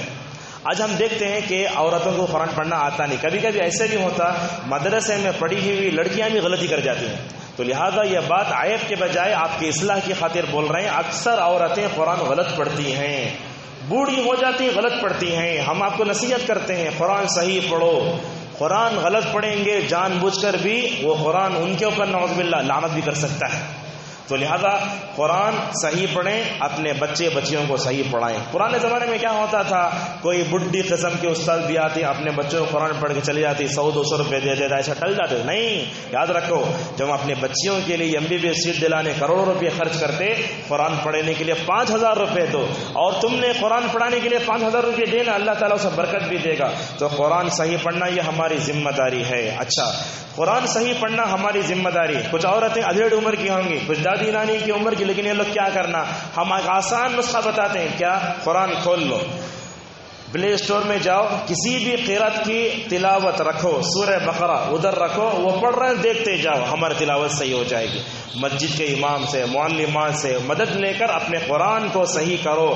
قرآن صحیح پڑھیں گے نا تبھی سمجھ پائیں گے، اگر قرآن غلط پڑھیں گے تو ہم ثواب کے مستحق بھی نہیں ہوں گے، پہلی بات۔ دوسرا، ہم خواتین اسلام سے ایک بات یہ بھی کہنا چاہتے ہیں، فتنوں کے اس دور میں سوشل میڈیا سے اپنے آپ کو بچا کر رکھو، یہ بڑا اہم ہے۔ سمجھو تقریباً 4 تاخراتوں میں یہ بات ہم جو بولنے جا رہے ہیں، ٹی وی ہماری عورتوں کو اس نے تباہ و برباد کر کے رکھ دیا، کیا کیا برا اثر ہوا۔ دیکھو، ٹی وی کی وجہ سے سب سے پہلا جو برا اثر ہوا، ہماری عورتوں کے ذہن خراب ہوئے، سوچنے کے انداز کو اس نے بدلا۔ پہلا، جو عورت ٹی وی زیادہ دیکھتی ہے اس کے لیے اس کا شوہر بڑا بھاری ہو جاتا ہے، اب مثال شوہر آیا, دروازہ کھول دیے, فوراً ریموٹ لے کے آگے سیریل دیکھنے بیٹھ گئے, نہ شوہر کا استقبال نہ کچھ. یہ کیا ہو رہا ہے ہمارے گھروں میں؟ بعض علماء نے تو ٹی وی کے 200 نقصانات بتائے, وہ ہم کہاں بتائیں گے آپ کو, ایک دو بتاتے ہیں. اس طرح مدعو حاضرین, ٹی وی عورت کا وقت بیکار کرتی, اس کا وقت برباد کرتی ہے. اور چوتھا, یہی ٹی وی انسان کو, عورت کو کیا کرتی ہے؟ نماز سے بھی اور ذکر الہی سے بھی روکتی. جیسے انسان شراب پی لیتا ہے نا, ویسے شراب کی لت کی طرح عورتوں میں ٹی وی کی لت ہے. صبح میں ایک سیریل آ گیا, شام میں دوبارہ آتا, وہ دوبارہ دیکھتے. بعض عورتوں کو نعوذ باللہ ہم نے یہ بھی دیکھا, جلدی نماز پڑھ کے, تراویح پڑھ کے فوراً سیریل دیکھنے چلے گئے. کیا نماز پڑھے آپ؟ تو لہٰذا اس کی طرف بھی توجہ دو. ذہن خراب, شوہر ایک دم بھاری, وقت بیکار, ذکر الہی. اور اس دیکھو کیا ہوتا ہے, سب سے بڑھ کر یہ ٹی وی نے ہماری عورتوں کے زندگی کے مقصد کو ان سے غافل کر دیا. اگر حالت ٹی وی کو دیکھتے دیکھتے اگر موت آئی تو کیا اللہ کے سامنے کیا جواب دو گے؟ اللہ کے نبی تو یہ فرماتے ہیں, انسان جس حالت میں مرتا ہے اسی حالت میں اٹھایا جائے گا. اس طرح توجہ دو. اور یہی ٹی وی گھریلو کام کاج میں بھی بڑا رول ادا کرتی ہے. کیسے؟ شوہر بیوی کیا بولتی, آتے ہوئے ذرا ریڈی میڈ لا لو. اگر وہ تھکے گی نا, شوہر کی خدمت کر جنت کی مستحق ہوگی. لیکن یہاں کام کرنے کے بجائے نعوذ باللہ ٹی وی دیکھ کے اپنے شوہر کی خدمت سے جی چرا کر جہنم کی مستحق ہو رہی ہے. محترم حاضرین, اسی طریقے سے یہ ٹی وی آ کر بہو کو ساس سسرے کی خدمت سے بھی روک رہی ہے. اگر ٹی وی ہے, ماحول میں پلی بڑی ہے, تو لوگ کیا کرتے ہیں, انڈیویجول چل جاتے ہیں. ساس سسرے کی خدمت ضروری نہیں. اور یہ بات یاد رکھیں, آپ ہم کو نصیحت کرتے ہیں, اگر کوئی نوجوان ہے کسی گھر میں رشتہ کر رہا ہے, سب سے پہلے اسے پوچھنا چاہیے تمہارے گھر میں ٹی وی ہے یا نہیں. ٹی وی نہ ہو رشتہ کرو. ٹی وی رہ کر رشتہ کریں گے نا, لڑکے لڑکیاں وقت سے پہلے بالغ ہوकर پتہ نہیں کہاں پہنچ جائیں گے. ٹی وی ایک ہے, ضرورت کے احتیاط رکھو, نیوز دیکھو, ورنہ تو اس میں آنے والا اشتہار پتہ نہیں کہاں تک پہنچ جاتا ہے. اور سب سے بڑھ کے اس ٹی وی نے کیا کیا, ہماری عورتوں میں تربیت کو چھوڑ دیا. کیسے؟ عورت اپنے گود میں بچے کو ڈالے ہوئے ٹی وی دیکھ رہے, وہاں بچہ رو رہا ہے, اسے دودھ دے رہے ہیں. کیا ہے؟ بڑی خطرناک چیز ہے. لہذا ٹی وی سے اپنے آپ کو بچاؤ خواتین. اور اس سے فون یہ دشمن نے ہمارے ہاتھ میں تھما کے مردوں سے بڑھ کر اس نے عورتوں کو غارت کر دی. غیبت, یہ مٹیس آیا, اس کے بعد جیو آیا, کہاں تک پہنچ گئی. اچھا کیا ہوتا ہے, شوہر کی برائی کرتی بیوی اپنے امی ابا کے پاس, ایسے ہوتا ہے. ہم آپ کو نصیحت کرتے ہیں معزز خواتین, اپنے شوہر کی عزت اپنی مٹھی میں. کوئی بھی بات ہو جائے اپنے امی ابا کے پاس شکایت نہیں کرنا چاہیے. اس سے کیا ہوتا ہے, امی ابا کیا کرتے ہیں, وہ داماد کے خلاف ہو جاتا ہے. ایسے ہی ہوا, جس بیوی نے اپنی شکایت اپنے امی کے باپ کے گھر میں کر دی, وہ آئے فوراً داماد کو مار کے اپنی بیوی کو لے کر چلے گئے. ون وے ایسے ہوتا ہے ہمارے معاشرے میں. لہٰذا غیبت, چغلخوری, لہو و لعب. آج کل تو زمانہ ایسے ہے, ماں باپ کی محبت کے لیے اولاد ترس رہی ہے. باپ بھی موبائل لے کے بیٹھا ہے, جو ہے ماں بھی موبائل لے کے بیٹھی ہے, بیچ میں بچہ کہاں جائے گا, اپنی ضرورتیں پوری کرے گا. باپ سے پیار کرنے کے لیے ترس جا رہا ہے, ماں کی ممتا لے کے اولاد ترس رہی ہے. آج ان اولاد کہاں تک پہنچ گیا. اور اس سے بڑھ کر جانتے ہیں, یہ آیا واٹس ایپ اور فیس بک, اس نے تو ہماری عورتوں کے ایمان کو لٹا کے رکھ دیا. آج کتنے فیس بک پر ایسے لڑکے ہیں جو لڑکیاں بن کے چیٹنگ کر رہی ہیں, کتنے ایسے لڑکے جو لڑکیاں بن کے چیٹنگ کر رہی ہیں. گھروں میں رہتے ہوئے آج ہمارے لڑکے لڑکیاں مکمل طور پر اپنی عزت کا نیلام کر رہی ہیں. معزز حاضرین, ان سب سے بڑھ کر ہم آپ کو بتاتے, آنکھوں کا زنا ہے, اس میں موسیقی ہے. ان تمام سے اپنے آپ کو بچا کر رکھیں. معزز خواتین, اس وقت میں آج ہم دیکھتے ہیں کہ فتنے سر چڑھ کر بول رہے ہیں. فتنے بہت ہیں. عورت کے لیے سب سے بڑا فتنہ دشمنان اسلام. لہذا واٹس ایپ کے اوپر اپنے فیملی کا گروپ بنتا, وہاں سے وہ نمبر لیتا, پتہ نہیں کہاں تک پہنچ جاتا ہے. ہم شوہروں سے گزارش کریں گے, بیویوں کو موبائل دو تو برابر واچ کرتے رہو, اور اپنی غیر شادی شدہ بچیوں کو ہرگز موبائل نہ دلواؤ, چاہے وہ بڑے کتنا ہی یہ کر لیں. موبائل دلوائیں گے نا, کیا ہوگا, اپنے گھر میں بٹھا کر ان کو نعوذ باللہ مفت میں غارت کرنے کی طرح ہوگا. معزز حاضرین, اسی طریقے سے اللہ تبارک سورت میں اور ایک بات بتایا عورتوں کو, اس میں خواتین میں, کہ عورت اپنی ذمہ داری کا احساس کرے. قیامت کے دن ہر عورت کو پوچھا جائے گا کہ تم نے اپنے شوہر کی کیا خدمت کی, تم نے اپنے بچوں کی جو ہے پرورش کیسے کی. بہرحال یہی باتیں ہم بتانا چاہتے تھے. انشاءاللہ اور باتیں آگے آنے والے تاخرات میں آئیں گی. اللہ تبارک و تعالیٰ سے ہماری دعا ہے کہ جو کچھ باتیں تقریباً 1 گھنٹہ 20 منٹ ہم نے بیان کی ہیں اس میں جو بھی خیر ہے اس خیر کو جو مطابق ہمیں زندگی گزارنے توفیق عطا فرمائے. اللہ تعالیٰ یہاں جتنے مسلمان جو ہے بیٹھے, خواتین مرد خواتین سب ہیں, اللہ تعالیٰ تاخرات کے اس موقع پر ہم سب کی مغفرت فرمائے. جو لوگ مرحومین ہیں اللہ تعالیٰ کروٹ کروٹ انہیں جنت نصیب فرمائے. اللہ تعالیٰ ان کی خبروں کو نور سے بھر دے. پروردگار جو نوجوان طبقہ آج جو ہے 27ویں رات کو یہاں آیا ہے, اللہ تعالیٰ ان کو ہدایت کے دولت سے مالا مال فرمائے اور یہ رات ان کے لیے جو ہے ٹرننگ پوائنٹ بن جائے. اللہ تعالیٰ ہم سب کو دکھاوے سے بچا کر اخلاص کی دولت سے مالا مال فرمائے. اللہ تعالیٰ ہماری خواتین کو, لڑکیوں کو, نوجوان نسل کو موجودہ زمانے میں پائے جانے والے سوشل میڈیا کے جتنے فتنے تمام فتنوں سے اپنے آپ کو توفیق عطا فرمائے. وآخر دعوانا الحمدللہ رب العالمین.